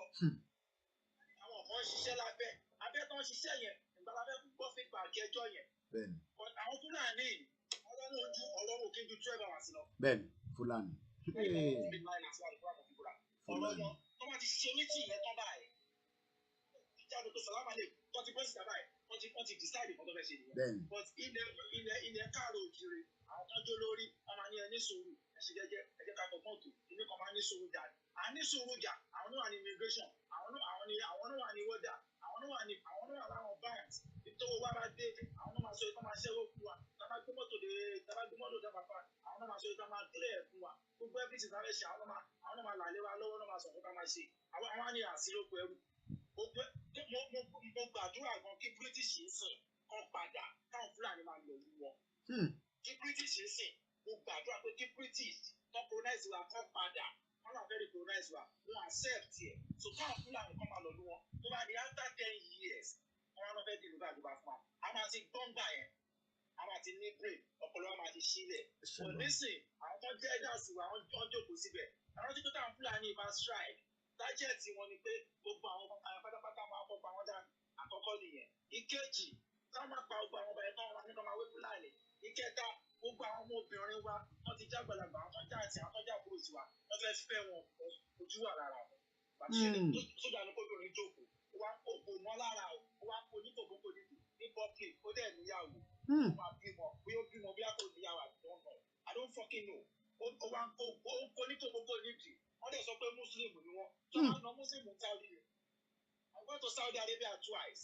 mo lọ ṣe Verge mo lọ sí Bahrain mo lọ 5 years mo lọ sí Qatar mo lọ 2 years mo travel lọ sí gbogbo arábìnrin lè rí ìyàwó wọn ta tẹ́bá lè jọ wọ bọ́ọ̀sì wọn níbẹ̀ wọ bọ́ọ̀sì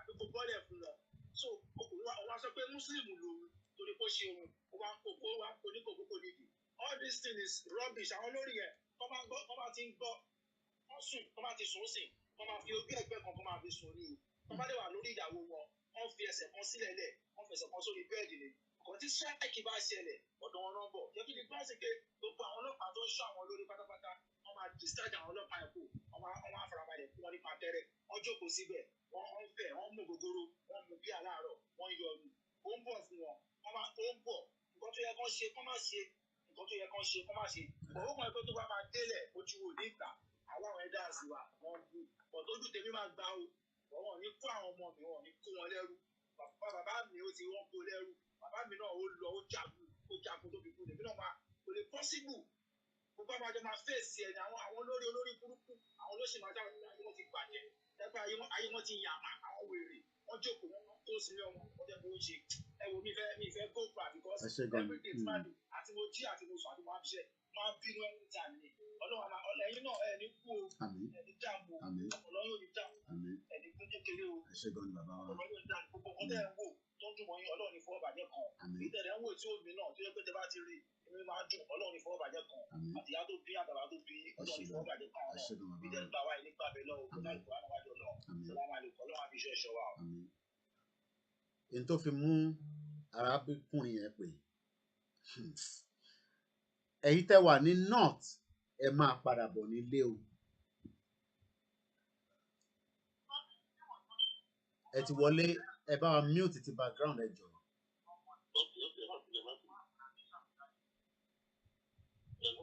ẹ gbóhùn sókè à ń gbọ́ yín. What watch your program every day. It's about technique and one, but I know we talk about it. And you doing a very great job. Thank you, sir. And I'm happy I was born in those states. I was born in Akure. Akure. I grew up there. Akure. Okay. And I was in Akoko, but Akure is my home. I was in Akoko in 2018 twice. And what really happened, I'm saying, what I'm missing. I'm happy that it's happening now. Okay. Because one thing about Papa is our petition. Agboye. Àwọn ìyá lọ́jà yìí wọ́n pẹ̀lú àwọn tó ń ba orílẹ̀-èdè Yorùbá jẹ́. Ọ̀rọ̀ rẹ o. Àwọn ìyá lọ́jà. Sẹ́rí mo ní ìyá mo dẹ̀ níyàwó lóbìnrin. Ẹ̀gẹ́ ẹ̀dì. Agboye. Àwọn pìtì fámìlì wọn. Àti ń tẹ̀ àwọn ìyá ìlú máa lọ gbowó. Àwọn àlejò ṣe lẹ́ẹ̀kan sí o. Kí ni percentage àwọn ọkùnrin? Kí ni percentage àwọn obìnrin ní Nàìjíríà?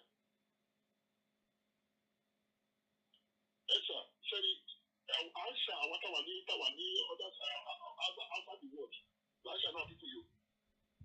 Wọ́n ṣàánú ara wọn. Agboye. Tó bá ti fún ẹnì kọ̀ọ̀kan ní 5,000, ìyí wọ́n ti rà. Wọ́n ti gbàgbé gbogbo tó ń ṣe wọ́n pátápátá they don't forget everything. Gbogbo tó ń ṣe wọ́n pátápátá làákàyè wọn ti lọ.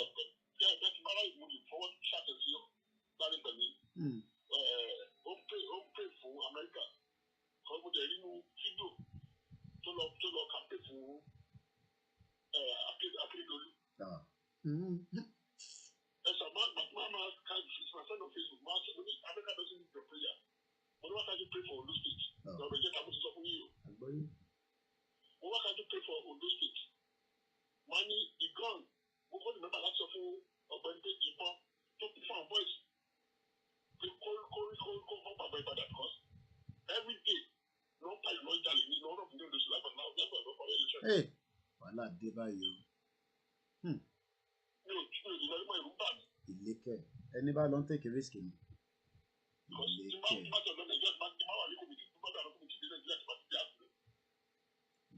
That's where I was born. That's where I grew up. That's where I was. The whole case now is something else. How do you understand?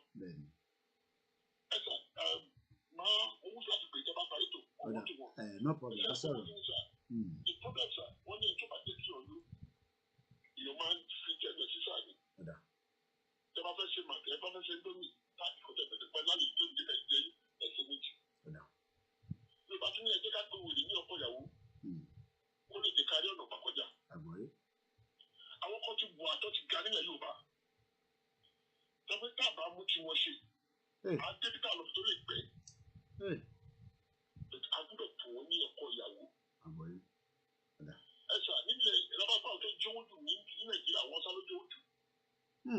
Olè burúkú ni wọ́n bá ńlá 419 olè gidi.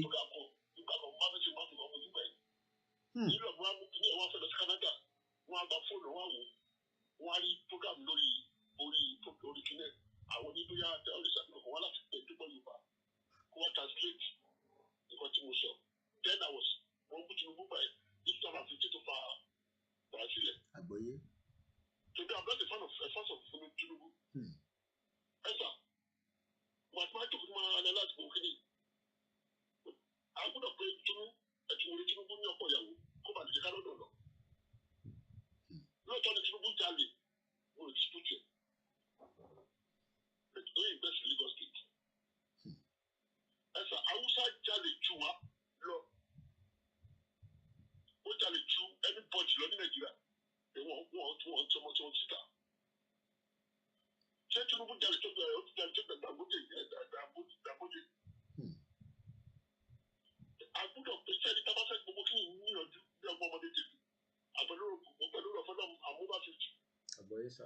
Ẹ jẹ́ ká pé gbogbo àwọn àgbààgbà Yorùbá ká pè wọ́n. Àti mistake kan tó wà tí ń ká sí pé Yorùbá òde Yorùbá mobile republic ní ẹ̀. Yorùbá is a language.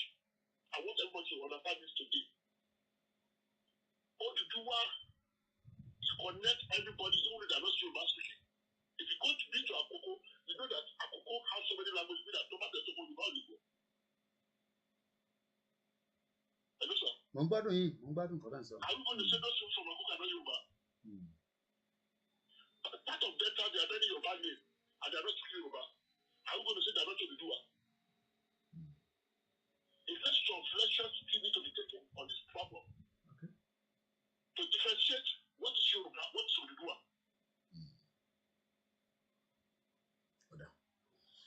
No problem. Because you know, I've been using, they don't even know where what the boss. But Yoruba, they are not speaking Yoruba, but I would do another one. On this lecture, we have to take on this lecture and let people know that Yoruba is a language. Èyí tí agbédá nílé ní ẹ jẹ́ ká ṣe máa bá ètò lọ. Ẹ bá ṣe tán. Tó bá ara àwọn àpẹẹrẹ tó gbọ́dọ̀ ṣe lè jẹ́ pé tó máa jí àwọn èèyàn wa against any election tó bá bọ̀ nìyẹn. Okay. No problem. And in 2023, sir. Bẹ́ẹ̀ni. 2023. Ló máa júwe bá a ṣe máa rí fún wa. Àwọn olóògùn tó kọ́ ọ̀rọ̀ yẹn tó tọ́lọ̀ bá pọ̀ ní 2023 lálẹ́ tálẹ̀ mọ́ náà sí ni. Ẹ jọ ẹni tí ìṣẹ́ báwo láàrin àwọn àgbàlagbà ilẹ̀ Yorùbá ẹ jẹ́ ká ṣẹ́tù ẹ̀ kí a bá lè rọ́nà lọ. Àwọn àgbàlagbà ti dé tó fẹ́ lọ. Ìyàtọ̀ wa tó wọ ọjọ́ kún wọn níwájú àti wọn bèbè wọn níwájú. Bẹ̀tẹ̀ àwọn tá ń bọ̀ lẹ́yìn ẹja mẹ́sọ̀ pé àwọn tó ń jẹ́ ká àwọn ọmọ wa aráyè lọ ẹja ṣẹ́tọ̀ kásọ̀tò house. Káàtó káàdé àwọn ìjàdálẹ̀ wa kó bá wa pèsè tí wọn nínú. Tinubu bá bá àjẹ lọ káàfẹ́ bá àfẹ́ mú Tinubu ṣe sábà fún Lagos State ìṣàlẹ̀ Èkó ni. Ẹ̀kí sára Nàìjíríà. We have to carry everybody along. I need that everybody outside you see. This is the high time we need every one of us. Torí àsìkò ẹ ṣé gan bàbá wa, thank you very much.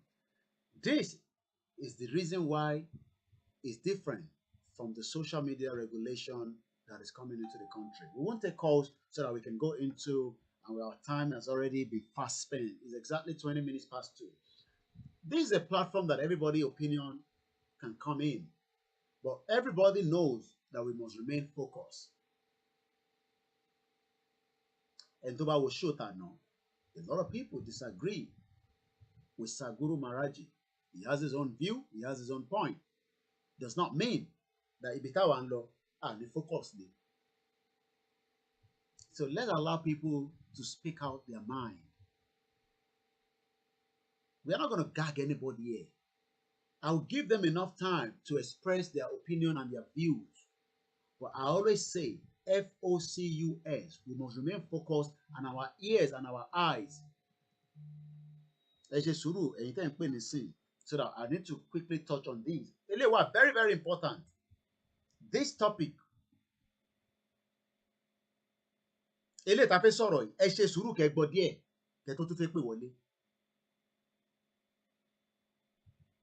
Because láti jẹta nísìn tá à ń play video bàbá wa Ọọ̀ni of Ifẹ̀.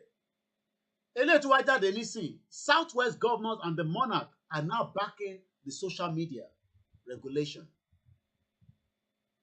Ṣé our Royal Majesty, the Queen of England, ṣé ó ń gàgé social media? Ṣé ó tẹ̀ ní táìmù yẹn?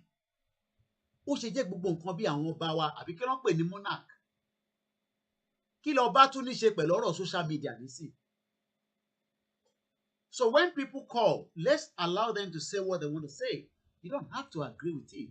Mbá máa mi rí mi báyìí, ìṣèpé mi lè mọ bí tèmi lọ.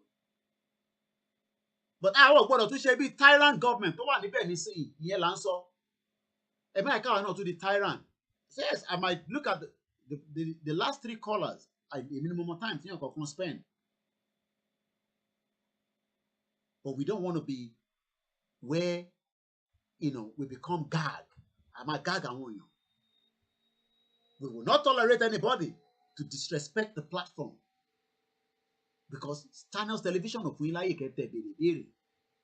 Ṣé bí ẹni mo ṣe ń sọ fún yín lẹ́ẹ̀kan pé all these àwọn tẹ́yìn pé ní billionaire, I have gone with them, I have sat down with them, I have asked them questions. Ibo lẹ ti rí owó? Wọ́n ò lè answer mi. Ẹ̀yin tẹ́yìn pọ́n wọn lé because tí ì súnmọ́ wọn ni ìwọ lówó wọn lókèrè pé Ọlọ́run máa jẹ́ ìpàdé òkè owó, tí bá rí òkè owó, shit hole. It's because you are looking at Abike Dabiri pé ah ti bá rí Abike á fún mi ní connection àwọn ọmọ tiẹ̀ ń gbádùn ní London. Òun àti bàbá Gọ́sìmẹ̀ onífìlà gogoro lè ìyẹn amósùn. They are all 419. Wọ́n náwó state fish election. Èmi rí nìkan jẹ́ pọ́ sọ fún mi I was there. Ogun state ni mo ti ṣe electoral observation mi. But now when you get news saying that àti mọ̀ pé àwọn governors àwọn yẹn puppet ni wọ́n already. They are puppet to Fulani. Kí ni monarchy tún ní ṣe pẹ̀lú regulation of social media? Somebody say laughing in Japanese. Baba Gosini. All these governors. Ebi mo ti picture yín.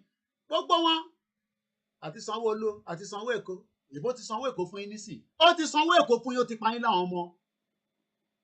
Ẹ̀yin ìyá yín náà kọ́lẹ̀ ń tẹ̀lé wọn kiri. Mo rí wọn ní. Tẹ̀bára àwọn ìyá yẹn bá ṣe ń jà ju t-shirt ní Ogun State during the election. Mo rò pé Dàpọ̀ Abíọ́dún mo rò pé owó ló ń distribute.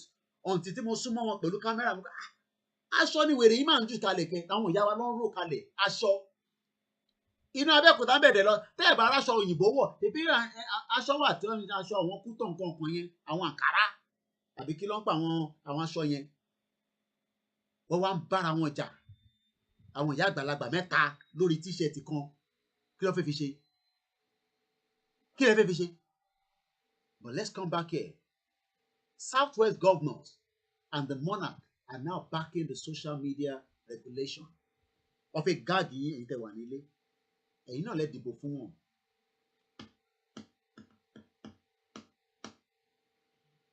Breaking news about petroleum issue in Nigeria. What did you hear about it? Kí lẹ fẹ́ gbọ́? Nígbà tó bá gbé epo fún individual, kí lẹ tún fẹ́ gbọ́? Mẹ̀kúnnù ló máa jìyẹ. Mẹ̀kúnnù ló máa jìyẹ. Ẹ lọ sí AMCON, ẹ lọ wo gbogbo owó tó ti yá. They can't return the money back. You ask them, oil and gas, oil and gas, oil and gas. Ẹ mọ̀ pé tó bá jẹ́ pé èmi náà dàbí kíní ni, bí ṣe rí Bọ́lá Ṣàgá yẹn nísìn, màá ní kó ṣe mí di PA media. Kí ni mo fẹ́ fi ṣe? Kí ló ń fi ṣe? I've asked questions, they cannot answer me. A country that do not have anything, now they want to use the social media. They want to gag every one of you. Let's read further the article. Àti sọ ti ìyálọ́jà ẹja gbọ́ ilé náà. Ṣẹ́rí gbogbo 419 pẹ̀lú Ṣèyí Mákindé, Inspector General of Police, Bàbá Gọ́sìmẹ̀, Sanwó-Olú, ó ti sanwó Èkó, ó ti sanwó pa, ó ti pa yín lọ́mọ nísìnyí, àti Gàmbàrí, Zulu Gàmbàrí, the secretary to the state governor, àti Àkẹ́tì ó jẹ́ lọ fún wọn lówó kó fi gba bàbá àbíyá. Ó jẹ́ lọ fún wọn lówó. Okay, what happened there? Okay, I'm not sure what happened there. Let's pull it back out. Ó jẹ́ lọ fún wọn lówó. Àti ta ló wà lẹ́gbẹ̀ẹ́ Fáyẹmí. Gbogbo wọn ló gbé London. Fáyẹmí was there in London. Ẹ rántí òun náà jà nígbà Nẹ̀dẹ́kò. Ó ti débẹ̀ nísìn. Ó rí coin. Wọ́n ló ní PhD lọ́wọ́. And so what? Àti máa ń ṣẹ́rí tó wà lẹ́gbẹ̀ẹ́ Fáyẹmí yẹn. Ó dà pé yẹn máa ń lo jazz.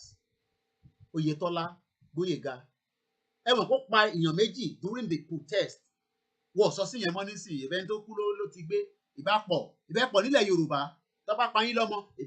Ìbí tẹ́ẹ̀bà dín ní ẹ̀ tún bí mí. Ṣọ ọmọ tí màmá ẹ̀ nísìn tó ti wà ní menopause á tún lọ bímọ mí náà. Ìgbà tó ń ṣe ọmọ yín lọ pa. Ta ló wà lẹ́gbẹ̀ẹ́ yẹn? Ààrí ti Kwara State. Ṣé Kwara ló wà lẹ́gbẹ̀ẹ́ yẹn? Àti Láíláí Muhammed, Bàbá Gọ́sìmẹ̀. They are all 419. Let's read further. Àwọn tó fẹ́ gàgìn àwọn governors in the southwest pẹ̀lú àwọn monarch. According to the story, governors and the monarch in southwest region on Sunday called on the federal government to ensure the regulation of social media. Ṣé ń gbọ́? What did I hear about the issue? Well, I don't hear anything about the issue. So all I know is Nigeria is a shithole. What can you hear? Your crude oil comes to London to refine, and then they return it back. So what can you hear? And all the billionaires in Nigeria are oil and gas. So what do you want me to hear? I haven't heard anything, but I know from the news There might be, maybe strike or whatever is happening with them. In a communique issued after the meeting of governors, traditional rulers, the same traditional rulers, tó mọ iPhone lò, ó wá ń sọ nísìn, Kwara is not part of South, wọ́n ní Kwara is not part of Southwest. Ìyẹn ti lọ pẹ̀lú àwọn Málà, but àwọn Kwara náà wọn ò lọ pẹ̀lú Málà. Kwara people say àwọn ò lọ pẹ̀lú Málà. In a communique issued after a meeting of the governors and traditional rulers and a presidential delegation in Lagos yesterday, leaders lamented the negative effect of fake news. Negative effect of fake news. The same social media táwọn náà lò ní 2015, 2019 tó fi wọlé, tó fi rọ́ọ̀bù election. Fake news peddled on social media during the EndSARS protest and the attendant of violence. The leaders, just like Babawa Ooni of Ife, òun ti lọ ṣe tiẹ̀, àwọn gómìnà àtàwọn kéléje baálẹ̀ oríṣiríṣi, baálẹ̀ tí mi ò mọ bó ṣe operate mobile phone, but ó fi gáàgì social media. The leaders also urged the federal government to resolve the impasse between itself and the academic staff union. Ẹ máa pẹ́ sílé ni ẹ̀yin student. Ní Thailand, 3 weeks down the line, watching protest in Thailand, they are still protesting. Ẹ̀yin jáde 10 days, ó ti sú yín, ẹ ti sá wọlé. You better come out. The communique partly read, "We recognize the damaging and negative impact of fake and false news." Whoever is calling, we're not taking calls. I've said that already, please. And worried about its destructive and dangerous potency of fake news. We call, Shemagbo, àwọn governors yìí tẹ́ dìbò fún, wọ́n náà wá ń pe federal government to use the instrumental of existing law the same way Sanwó-Olú invited the military and killed everyone in Lekki toll gate. Abẹ́mọ̀ pé òun ló invite me. Now they are inviting the federal government to use the instrumentality of the existing laws and those regulation benchmark from other countries to provide safeguard. Ẹ lọ sí UK, kẹ́ lọ bá àwọn èèyàn ṣe ń protest lójoojúmọ́. Let me bring you here. Let's come to London protest. London protest. Even though we are on lockdown, àwọn èèyàn tẹ̀ gbàgbọ́. They still come out. This was November 5th, after the total lockdown. It is kicking off with anti-lockdown protests and the riot police in central London. About 1,000 protests in total. 1,000 protesters, rather. This was London on the 5th of November, after the total lockdown kicked in. Anti-lockdown protests are on the way in London. Now, your governors are saying that they want to use the same IMAC like UK. I think they're all on drugs. Every one of them.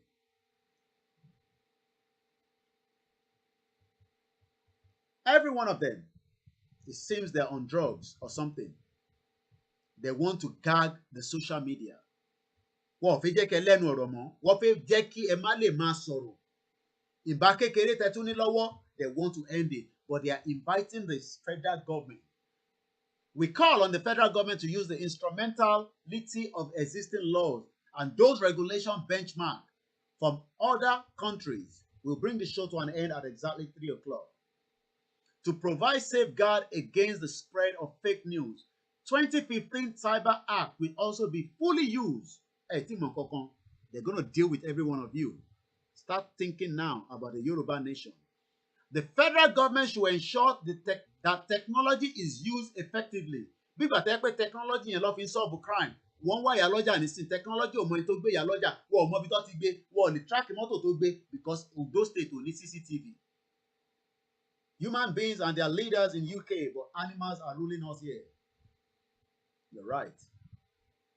So when people do not understand the atrocity of this government, we can remind you,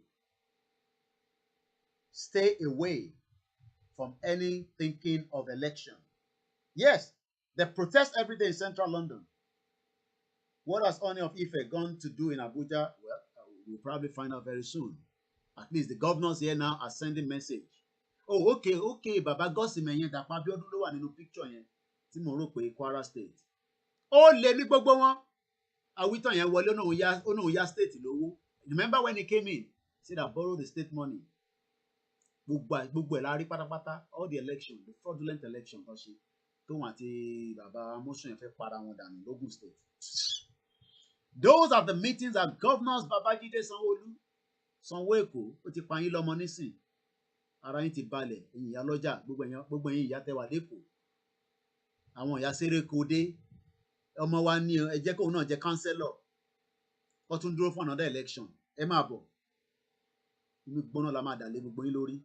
Dàpọ̀ Abíọ́dún of Ogun State ọmọ lẹ́fọ̀ kò lè defend the qualification tó ní wọ́n ní kó wá defend ẹ̀ jábàjábá ló ń sọ lẹ́nu kò lè defend ẹ̀ ẹran tí interview yẹn pẹ̀lú ọ̀rẹ́ mi Ṣeun Akínbalóyè defend education kìíní ẹ̀ kò lè defend ẹ̀ torí pé 419 ní gbogbo wọn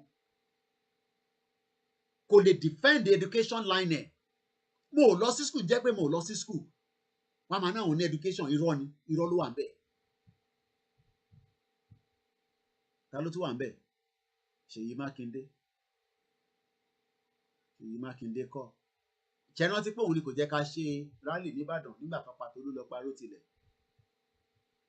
gbàtẹ́ pé kan náà ni gbogbo wọn irú kan náà tó bá ti wá London lọ máa ń ṣe kínní ẹ̀yin lẹ́ ń pọ́n wọn lé ń fẹ́ pọ́n lé lára wọn.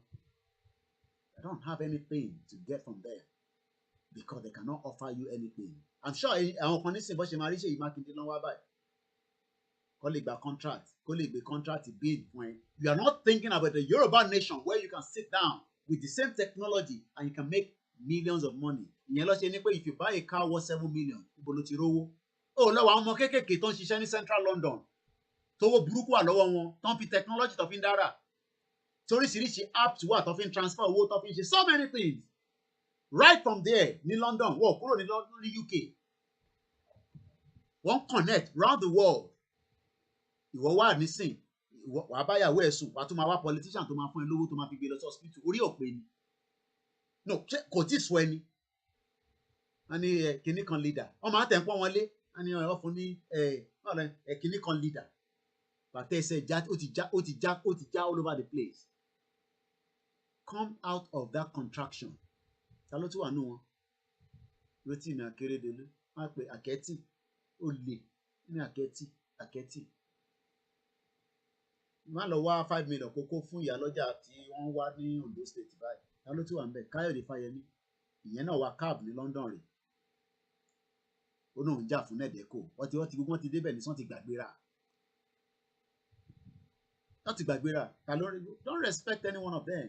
GSM call GSM they are all 419 I say so 419 ní gbogbo wọn their own interest ṣẹ́rí tó ń ṣe bí ọ̀dẹ̀ Ṣèyí Mákindé tó ń ṣe bí ọ̀dẹ̀ yẹn they all have hidden agenda wá dì pẹ̀lú gbogbo yín dáadáa ẹ mọ̀ pé hatred ìbínú ó ń gbé wọ́ra ni ìyẹn tó bá jáde báyìí ó fẹ́ máa ṣe bí Obama ó fẹ́ máa gbá etí ẹ Obama kọ́ Obama ni they are 419 gbogbo wọn lọ́wọ́ on drugs ó lè 419 ní gbogbo wọn kọ́ sọ bí tí àwọn ọmọ wọn ti ń school fún yín kọ́ declare kọ́ sọ bí táwọn ọmọ wọn ti ń school ní state kankan gbogbo àwọn tẹ́ ń pè ní governor yẹn but àwọn tó ń jẹ́ pàdípàdé wọn tọ́jọ́ ń yin tó bá fẹ́ ra lé ní London fẹ́ ra lé ní Canada ní Turkey l'Amẹ́ríkà ìyẹn náà la Jimoh bí ṣe ra lé l'Amẹ́ríkà I'm sure pé èèyàn kan náà ìbá ọmọ Nàìjíríà kan náà ló máa bá ṣe bàbá ẹ kówó yìí wà tẹ́tí wà ń bẹ̀ yẹn kówó yẹn wà ìwọ náà ó lè rí tọ́ọ̀nì kankan there is no election in 2023 tó bá lọ kówó kankan fún politician kankan kan waste time rẹ̀ ṣẹlẹ̀ àwọn ìyá yẹn jẹ́ sọ fún wọn èyí tẹ́ wà nílé ẹ jẹ́ sọ fún àwọn ìyá yín àwọn bàbá yín gbogbo wọn pátápátá they are 419 they can't offer anything come out of Nigeria you will be impressed what the Yoruba nation can do in the next 30 years. Turkey wants to make $43 billion on tourism alone 53 million visitors mélòó ló ń wá sẹ́kọ̀ọ́ ṣé visitor máa lọ sí Ondo State pẹ̀lú àwọn tó kidnap àwọn yẹn ẹni tó kidnap èèyàn nísìnyẹn àtẹni tó kidnap kò sí ọkọ tó ní data akọ̀mọ̀ pé wọ́n kidnap èèyàn 16 wọn ò ní data kankan. Is that the kind of country you want to continue to live in where hospital is now shut down indefinitely? ṣé kò tẹ̀ ṣọ́ ẹ̀yìn ni nothing is working. Ṣé ìwọ tó jẹ́ mechanic ṣé kò sọ ẹni ó ti bá jáde nísàlẹ̀ nísìn wàá rí mechanic because wọ́n fún lówó tó fi invest ìwọ nísìn the same mechanic ẹ rí fídíò yẹn ní Adamawa tí chairman tó ń gba etí mechanic what is disrespect yín now. Gbogbo wọn bá ṣe wà níbẹ̀ nísìn they have proxies all those governors. No sound. Are you sure, Olufemi Adisa? You said no sound. You better check your system. Come on, help system Nigeria don't know. No sound, okay. Somebody say no sound. 10 years is even enough to transform a Yoruba land. Anika te sọ pé 30 years. Inú 30 years yẹn náà lolúkálùkù máa make it here. Because you'll be okay. Because you'll be able to connect with the world. China and see what is send the satellite, let's see orbit. 6G. Àṣì ń sọ̀rọ̀ mẹ́sẹ̀lẹ̀. All right, let's take calls for the last couple of, another 10 minutes. Oya kíá. Ẹ ṣé, ẹ tó ń pè wá.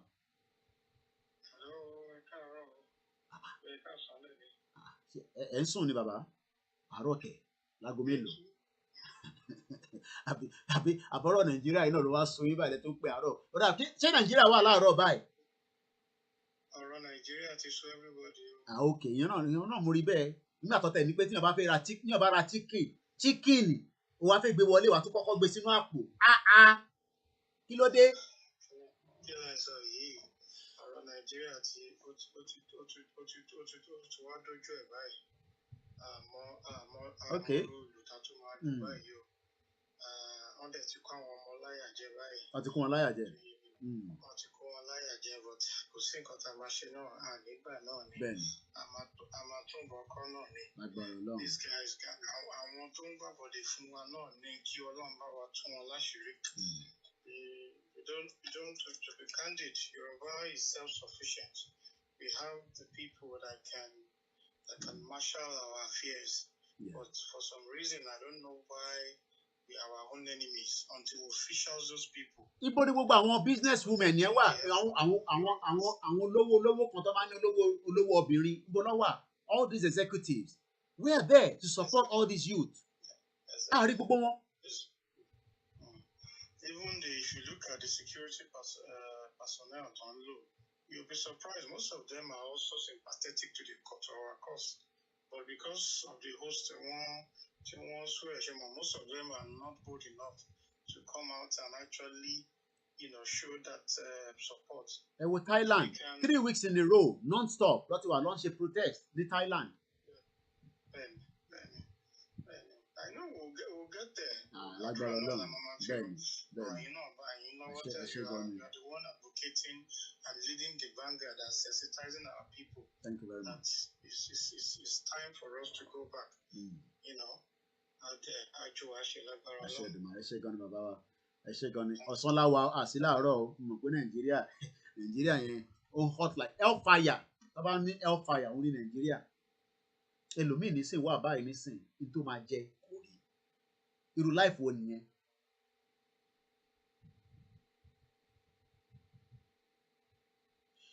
We have the last 20 minutes before the show comes to an end. I've told you, forget about trying to look for anybody. Okay, let's go and take our caller from Germany. Hello, Baba. Ẹ̀gbọ́n sókè, àwa nìyẹn. Àmín. Àmín. Ẹ wo bàbá kan sọ̀rọ̀ ń sìn kó tó kan young man tó sọ̀rọ̀ tán sìn. Ṣé rírú àwọn bàbá yẹn, irú àwọn tó máa ń fi ọ̀rọ̀ òdì tó máa ń fi yí àwọn èèyàn lọ́kàn padà nínú bàbá yẹn. Mo rí pọ́ìntì méjì kan náà ọ̀rọ̀ tó sọ yẹn tí mo fi mọ̀ pé creator ni. Ǹjẹ́ ń gbọ́ mi? ń gbọ́ yín. Pọ́ǹtì alákọ̀ọ́kọ́ tó kọ́kọ́ sọ ni wípé tó bá di ẹ̀yìn 23 yẹn la máa tó mọ ibi tá à ń lọ. Ó ti sàwọn ọ̀rọ̀ ó tó di kó sọ mọ́ra wọn. Bọ̀dúgbà tó ti lè sọ yẹn jáde mo ti mọ̀ pé bàbá wípé yẹn ò pé. Ẹlẹ́ẹ̀kejì tó tún máa sọ ni wípé àwọn ọba yẹn ká fi wọ́n sílẹ̀ náà. Mo mọ̀ pé méjèèjì yẹn ló sọ. Bọ̀ tó fọgbọ́n ṣe é. So orí àwọn bàbá jágbajàgba bẹ́ẹ̀ yẹn tí yóò pé yẹn ẹ má jẹ́ kí wọ́n máa pèsè irú láì bẹ́ẹ̀ yẹn torí ẹlòmíì tó bá ń gbọ́ ọ̀rọ̀ nǹkan tí ò nítumọ̀ lòun máa wò ó pé wẹ́ẹ́ ó dà kó make sense tí ò dẹ̀ make sense rárá ìfàsẹ́yìn nírú àwọn ọ̀rọ̀ bẹ́ẹ̀ máa ń ló máa kó wá sí so nípa tìyẹn nìyẹn ṣé wàá rí ọ̀rọ̀ ibi tá à ń lọ yìí mo rí i pé gbogbo wa náà là ń wo bó ṣe máa ṣe ṣe àmọ́ bí ó ṣe rí lásìkò yìí kò sí àtìkò sẹ́ni fẹ́ tọwọ́ bo gbóná kò dẹrùn. nǹkan tẹ́mi wá rò ní wípé àwa láti fà á láti ilẹ̀ náà number one ọjà àtúnṣe tí mo lérò pé ká ṣe ni pé ilé ló yẹ ká ti bẹ̀rẹ̀ ogun tá a lọ àkókè ogun ń jà wá nílé àwa ń kó ogun lọ́ta ogun tó ń jà wá nílé yìí ni bó tẹ bá dé èkó náà bí èmi sí ọmọ Mùṣín ni mí Jámánì ni mo ti ń pè náà number one Adéwálé lórúkọ mi ọmọ Mùṣín ni mí so ní gbogbo láti Mùṣín wọn pè mí kan nídìí àràbà àwọn mọ́là ló stọ̀ ara wọn síbẹ̀.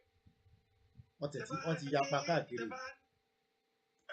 mo ní wọ́n ti yapa káàkiri báyìí. gbogbo òbùsọ̀ náà wà so àwọn èèyàn lè bá kọ́ dákó fún a lè fọmọ àparò sínú ilé ká máa gbìn kà ìyẹn bẹ́ẹ̀ yẹn àárín kankan ṣe o torí ẹ̀ náà ṣe lọ sí Tádéyọ̀ àbí kí lórúkọ bẹ̀yẹn tó lọ sún gbogbo bẹ̀yẹn kò ti pé ládùúgbò yẹn náà rí níwájú GBT bank kan náà sún níbẹ̀ yẹn níbi ọjà kan tó wà níbẹ̀ yẹn táwọn mọ́là náà wà níbẹ̀. bàtọ́ bá ti pọ̀ sí àdúgbò kan wọ́n á ní upper hand náà á ṣe kankan lórí pa àwọn èèyàn ń bẹ̀rù wọn àwa lọ ń fèsì ìbọn ṣáwa tá lè bá ní tó mú àdàdà fọjá ní ṣó yẹ ká lọ fèsì ìbọn ìkọjá yìí kọ́ nìyẹn. so àwọn èèyàn lè ká kọ́kọ́ ró ibi tó wà yẹn oníkálukú kókò gbé báyìí ẹ̀kọ́ máa gbàdú wọn lọ. bí mo ṣe ń wo kíní yìí mo mọ̀ pé kò dẹrùn bọ̀ èmi ò tí ì rí step kan tó dàbí pé àti mọ bí tá à ń lọ ká má kọ́ fúnra wa. Ọlọ́run akọ àmọ́ sí ẹ ṣe kíákíá tó lásìkò. ẹjọ́ jẹ́ kí n sọ eléyìí ẹ tọ́ mi sọ́nà bí tí n bá ti ṣe àṣìṣọ́ bẹ̀. ẹlẹ́ẹ̀kejì ni wípé ṣẹ́rí ti ó dàbí pé ní sàkání ibì kan tèmi ò fi gbogbo ara nǹkan tí n bá gbọ́ lẹ́nu yín ó tẹ́ mi lọ́rùn ju sàkání ibi tọ́rọ̀ yẹn ti jáde lọ pé àwọn kan para mọ́lẹ̀ gbogbo ajọ́ ń gbọ́ náà ni kí ni ẹ fẹ́ mú wa rìláàsì díẹ̀ àdẹ̀mọ́ kí iṣu paramọ́lẹ̀ yẹn gangan kò yí ẹnìbọ̀dì nínú gbogbo àtàwọn tá à ń sọ àtàwọn tá à ń gbọ́. so káwá ní sùúrù ọ̀sẹ̀ mẹ́ta yẹn but ká tó di pa ní sùúrù ọ̀sẹ̀ mẹ́ta yẹn káà fúnra wa ní plan. ẹ wo mi ò lè wá kó lè jọ ilé bàbá ẹ jẹ́ ẹ ànáùsì ẹ kéde kí wọ́n ẹ ànáùsì ìjọba máa jáde kéènì gbogbo àwọn ti Nàìjà jáde káwa ti bí náà pàpà jáde ní fi wọn lọ́rùn láàrin ẹni tó wọn ní yé wá pa ni o but kó tó dìgbà yẹn tá a bá máa jáde next yẹn ká ti múra pé gbogbo petition táwọn ọmọlá yẹn máa ń pè sí yẹn iṣẹ́ wọn la kọ́kọ́ máa ṣe nítorí bàbá ṣiṣẹ́ wọn náà tá a bá ní ká lọ fèsì ológun ikú iná ló máa já sí but tá a bá fèsì àwọn tẹ́bẹ̀ yẹn ayé òdìṣẹ́ ṣe ó kò sún bẹ́ẹ̀ yẹn kí gbogbo àwọn tó ṣọ̀tàn dúró sí yẹn kọ́ rí pé gbogbo ó balẹ̀ òkun ológun náà ló máa padà wá fèsì wa padà tó bọ́ síta náà ológun náà ló máa padà but ká tẹ̀ wá kankan ṣe náà wọ́n lè mọ̀ pé àtẹ̀gẹ̀ yìí sì kò ṣe pé ká kọ́kọ́ máa sun ilé kọ́ la fẹ́ sun àwọn mọ́là yẹn la fẹ́ lé kó láàrin wa náà nísìnyí kò sí ìyàtọ̀ láàrin mọ́là àti Haúsá àbí àti tẹ́lá ń pa àwọn péjú aláàfẹ́ ọ̀dàlẹ̀ làwọn méjèèjì because àwọn Haúsá yẹn náà wọ́n dákẹ́ síbẹ̀ yẹn ni àbí wọ́n ti pé àwọn òfẹ́ Fúlàní wọ́n dákẹ́ síbẹ̀ ní kankan náà ni wọ́n báwo lẹ̀ ṣe rí sí. torí àsìkò bàbá wa mọ̀ láti hello.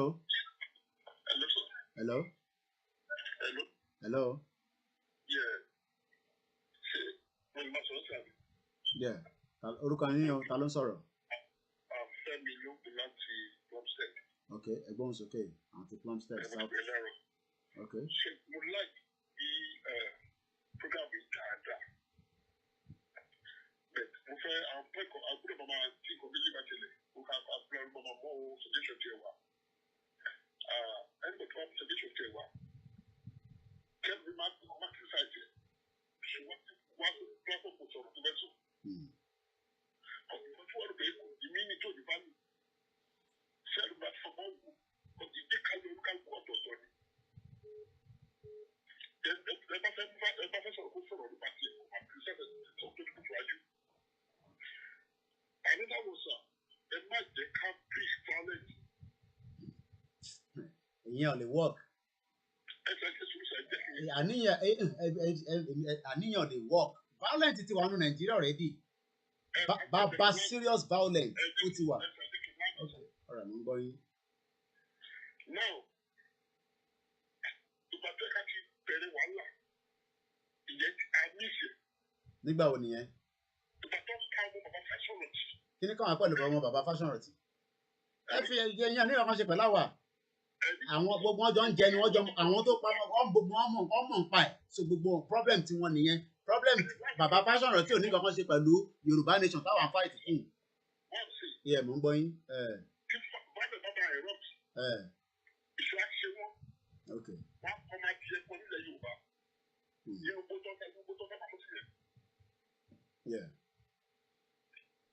Ẹ̀sà fẹ́ẹ̀tì ni kì í ṣàwọn àgbọ̀kọ́ là ń gbọ́ jù ó wọ̀ lọ́wọ́ àtòlù bá ti ṣàtìyà tó kú. Ṣẹ́ni tẹ́lẹ̀ tó bá yìí sà, owó fi expose wọn mọ́ ni.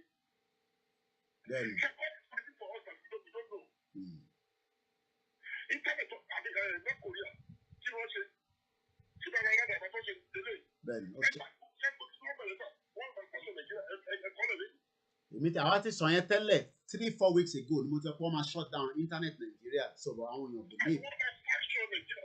Wọ́n máa sanction Nigeria okay. Because no matter how they block Nigeria internet or the access to media, they cannot close us here.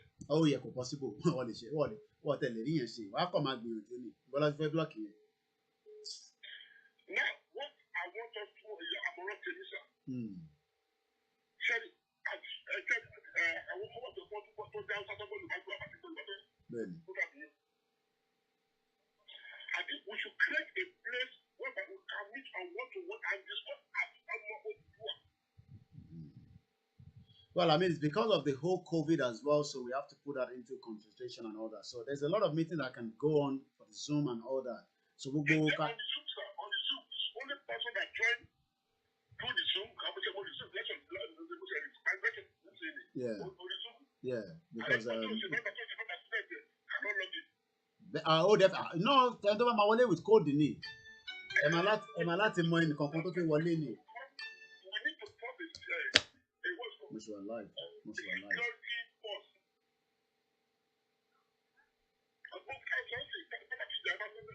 Kí ni?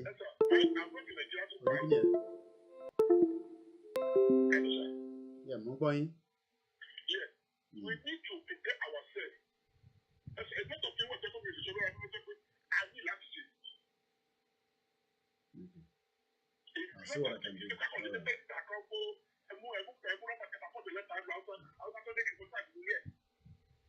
Mo gbọ́ yín.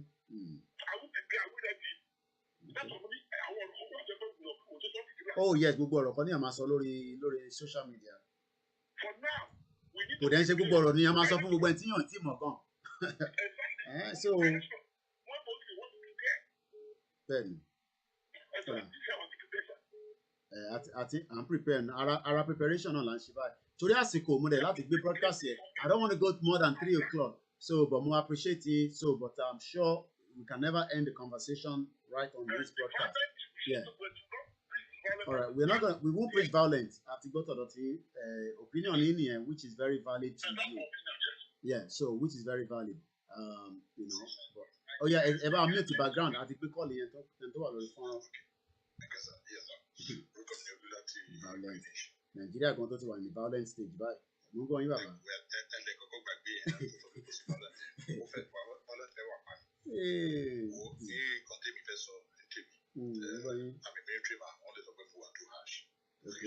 Ẹja gbọ́ látọ̀dọ̀ military man à ń gbọ́ tọ̀dọ̀ tí. Ṣé rí tá a bá ṣe scapegoat láàrin wa kí ni ò lè rọgbọ. Tá a bá ṣe scapegoat. Scapegoat ni pé ẹni tó bá ní òògùn tó fi dán ọmọ ìyá ẹ̀ wò sá. Bẹ́ẹ̀ni. Bí n ti lójú ọmọ bàbá. Bẹ́ẹ̀ni. Nǹkan tí mo sọ pé gbogbo àwọn lọ́balọ́ba wọn mo ti sọ lẹ́ẹ̀kan ní mọ́níkà fíìtà wọn ẹ jẹ́ ká ń jáde wọn lẹ́ẹ̀kan. Okay. Níbo ni wọ́n yà sí? Àti mọ̀ bí tó yà sí. Níbo ni wọ́n yà sí àti mọ̀ bí tó ẹ̀sà. Tó má lè tẹ̀sà protege wa àwọn ọ̀bẹ lọ́ba gbé nǹkan gba ìwà ẹ̀sà. Ẹni méjì pé láti ní àti fi ṣe scapegoat. Okay. Ẹ̀sà ṣàpàlẹ̀. Tó má ṣàpàlẹ̀ àwọn tó gbà sókè. Ẹ wo táìmì díẹ̀ gbọ́n náà. Ní ẹ̀ mọ̀dọ̀ gbọ́dọ̀ gbé drọ̀ sá kí ló ṣẹlẹ̀? Àwọn mẹ́ta tó kọ́ gbé ẹ̀sà within 3 days short wọn down ẹ̀ mọ̀dọ̀ sókè. Àti kọjá gbogbo ẹ̀ Yorùbá ògùn àmì dúdú fún ẹ̀ gbogbo àwà hard. Hard náà làwọn gbé pàdé hard. Kábà gbé pàdé hard ẹ̀sà wà sókè. Ṣébó náà fi bọ́n tẹ́tí everybody. àmì wọnú Ìbàdàn níbẹ̀rẹ̀ ó gbèdé ọmọbìnrin mọ́lẹ̀ ó nà lẹ́gba ẹni kò tí wà violent sórí ìgbà tó bá yìnbọn sí nídìí. Nítorí pé àfin máa ṣe ẹ mọ̀ pé a lè show so many graphics ẹni tó bá wà lórí status àwọn kan tẹ̀ fẹ́ wo status mi mọ́ rárá tẹ̀ bá wà lórí status mi ẹ̀rù á máa bà yín ní àwọn nǹkan tí mo gbé sórí rẹ̀ because we can't show all those things because tá a bá ti show ẹ̀ Facebook man lock wa out quickly. Náà àwọn kan ní kò tí sógun kò tí wà violent.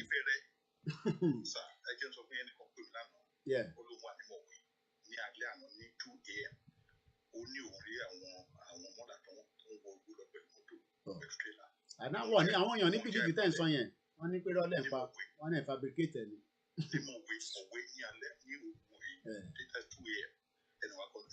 Àwọn ní kò tí sógun.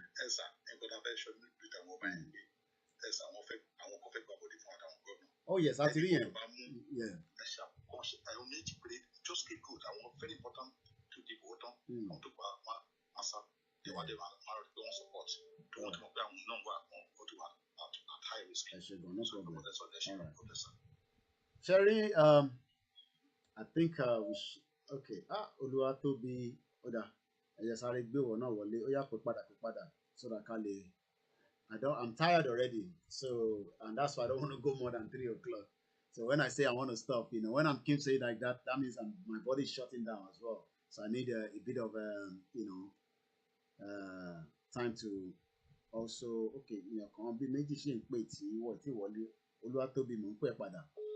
Sherry, on the 20th, ẹ lọ wo broadcast. Go back on YouTube and watch my broadcast of the 20th of.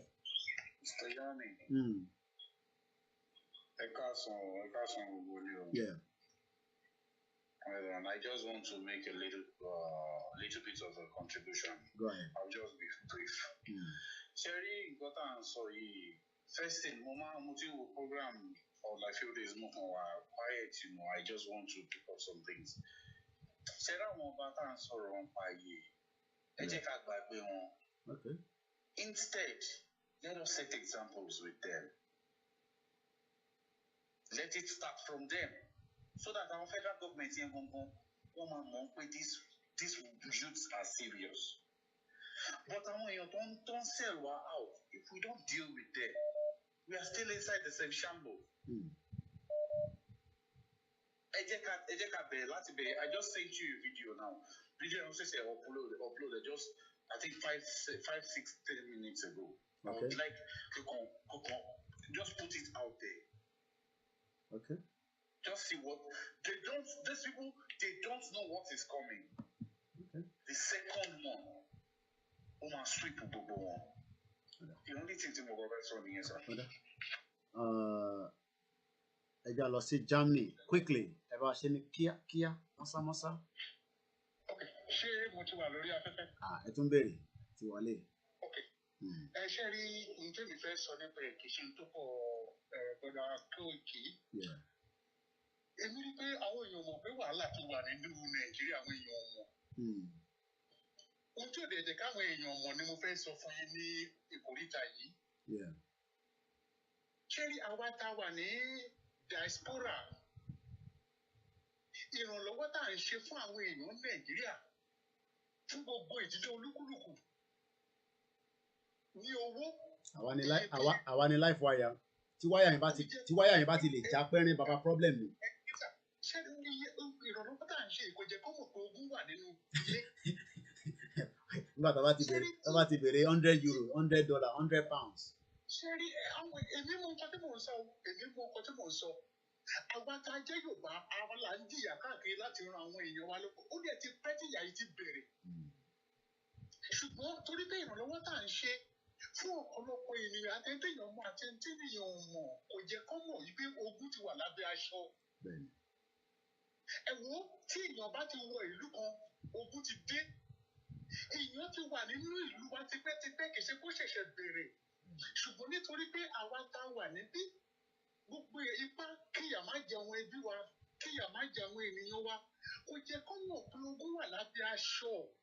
Tábà wá rọ́gbọ́n tábà tètè lè dá sí àárín yẹn èmi rò kò yé mi ọ̀nà tá a lè gbà.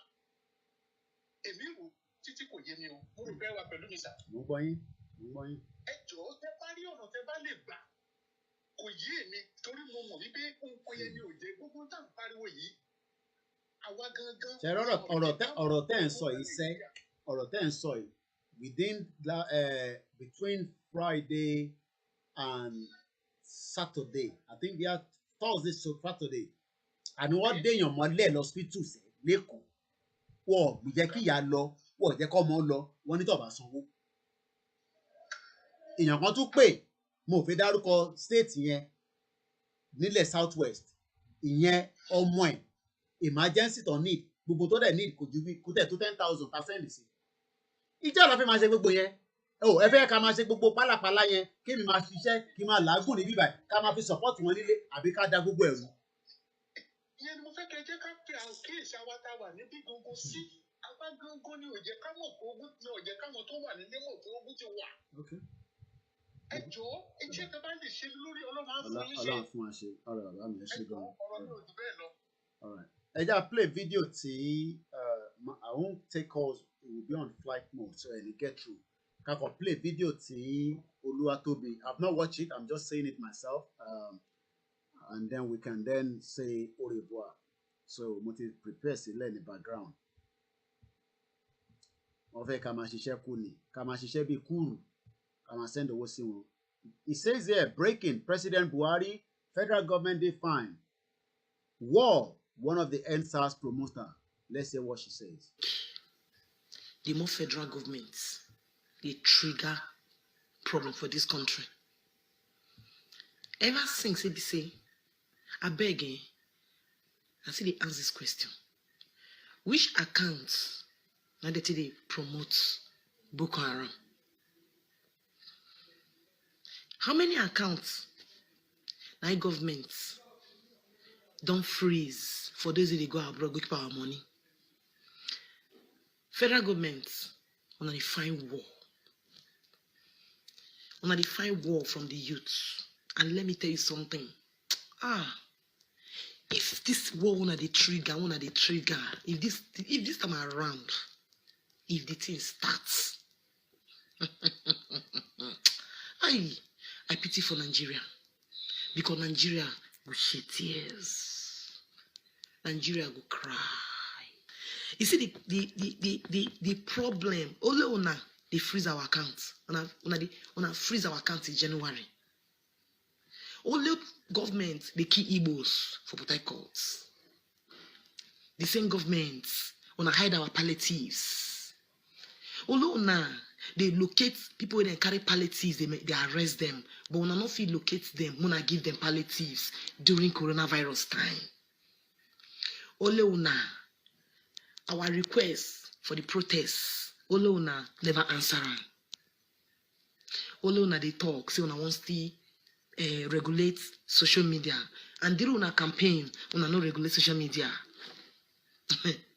Olona they find people na they arrest. But una we be thieves when they carry our Monday, when they thief our Monday. One person they use like 10 cars, senator they pay senator how many million naira.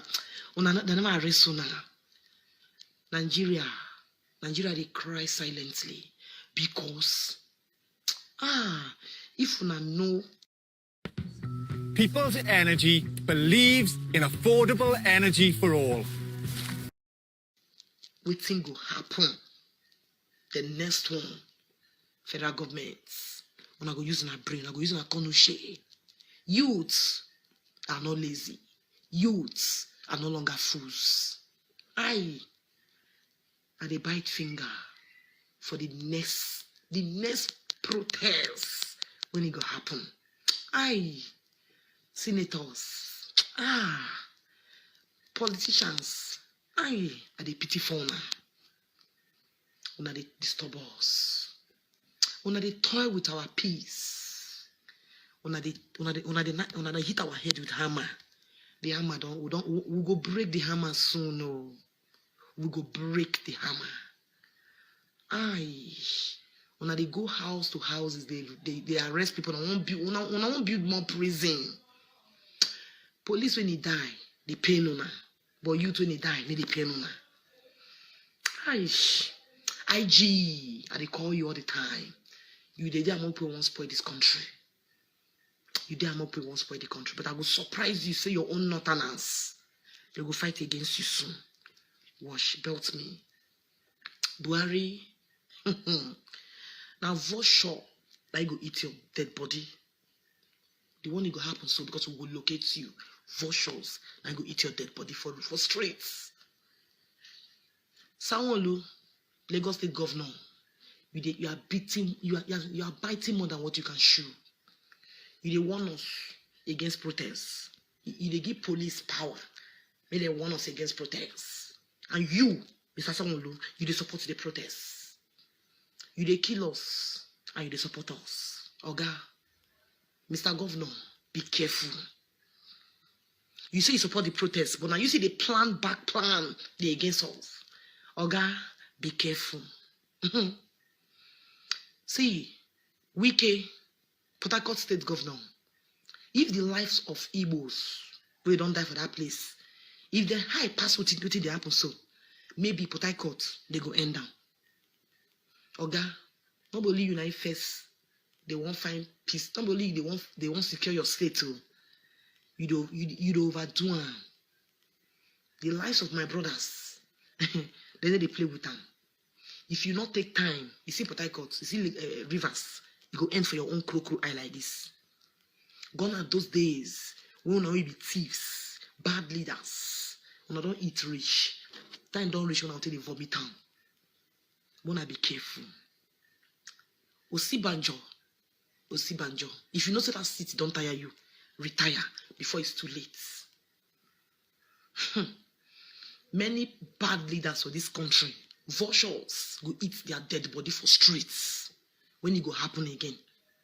See, when I know what it day, when they find our trouble, when they remove food from our mouths. Police, they eager, say make you when I go fight against protests. When I go kill, when I go tire. But when I go die. When I go die, like Sarah. Wanna be careful.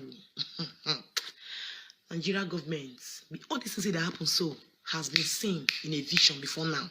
Wanna be careful. Our request, we see the weights. When they use brain, they create social problem for us. The newspaper they carry. When I want to regulate social media. Now thunder, I go strike the person. Desmond Elliott, you go die. Hello. My name is Ernest. I'm a nurse by profession. Miserable dates. Now you aggregate, now you generate this social media stuff. You go die miserable dates. I make I tell you, federal government, if you like, freeze the accounts. If you like, leave the accounts. This second protest, not be even money matter. Now do and die for Nigeria to be better. Like go be the next protest. We're not going to even get sponsor. Everybody will come out because even the aged woman and the aged man has feel the pains. When they for Senate, they eat our money. When they for House of eat our money. But now we say the youths don't talk. When they find all means to silence us, now waste of time. Now no fits. If you like, close social media. If you like, close the accounts. CBN. If you not take time, banking setup, wanna be careful. Because when the time comes, when I go record loss, I go tire. Because now war. Federal government of Nigeria is beating a band, a drum of war. Even the little baby that is the mother womb is feeling the pains of federal governments. See, you people should be careful. You can locate the youths, the thugs, the hooligans. You can locate their doorstep, but you can't locate them with the palliatives. The man in charge of coronavirus period, Oga. You see on now TV and news for the talk. Oga, if you walk out enter streets, you are a dead man.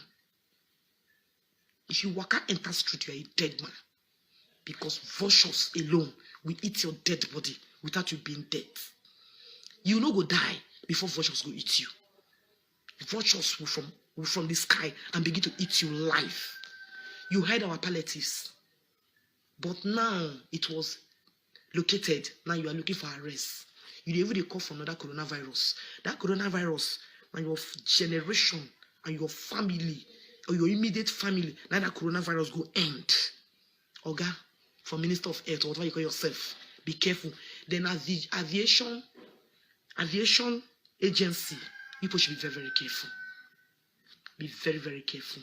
Mr. Buhari, whether your ear is blocked, whether your ear is not blocked, Mr. Buhari, you better act fast. If you know so you don't die again. If you're alive, speak out. Sorrow's okay. Because your country will soon turn upside down.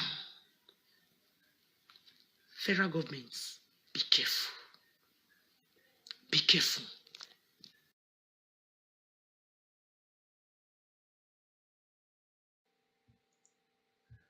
Wow. The same way I'm watching it for the first time, the same way you are watching it.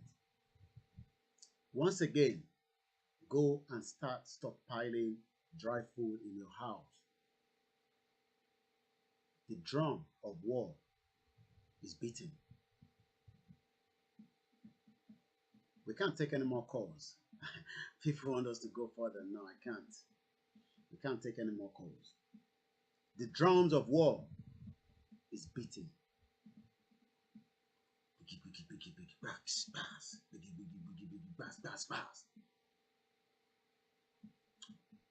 My advice to everyone at home, it doesn't matter wherever you are, go and secure yourself. Go and secure yourself very well. Only a luck will happen that Nigeria will not go in a civil war. Some people will say, oh, you don't know what you're talking about because civil war is not good. It's not going to be a long one, but it's going to be bloody. Have a very good afternoon wherever you are. My name is Olayomi Koiki. Continue to support the media. We will continue to roll out every day, day and night. I can come out anytime, but you know the normal time we come out? Monday to Friday, 12 p.m. to 2 p.m. Saturday to Sunday, 8 a.m. Leave all those scary to say, we shouldn't be violent. Go and tell that to your children. Don't tell that to me. Nigeria has been violent on us. 20 years I have used outside the country. Nigeria has already violent me. You don't know what is coming. Have a very good afternoon. Bye for now. And I'll be back again tomorrow. Enjoy the rest of the afternoon.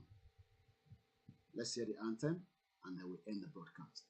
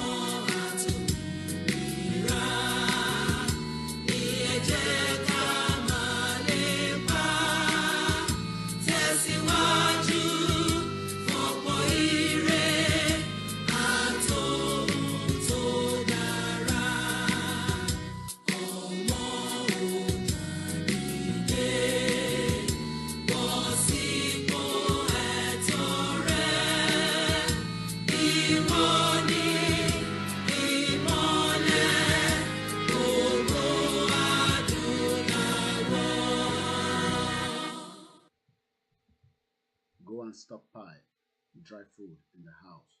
Bye for now.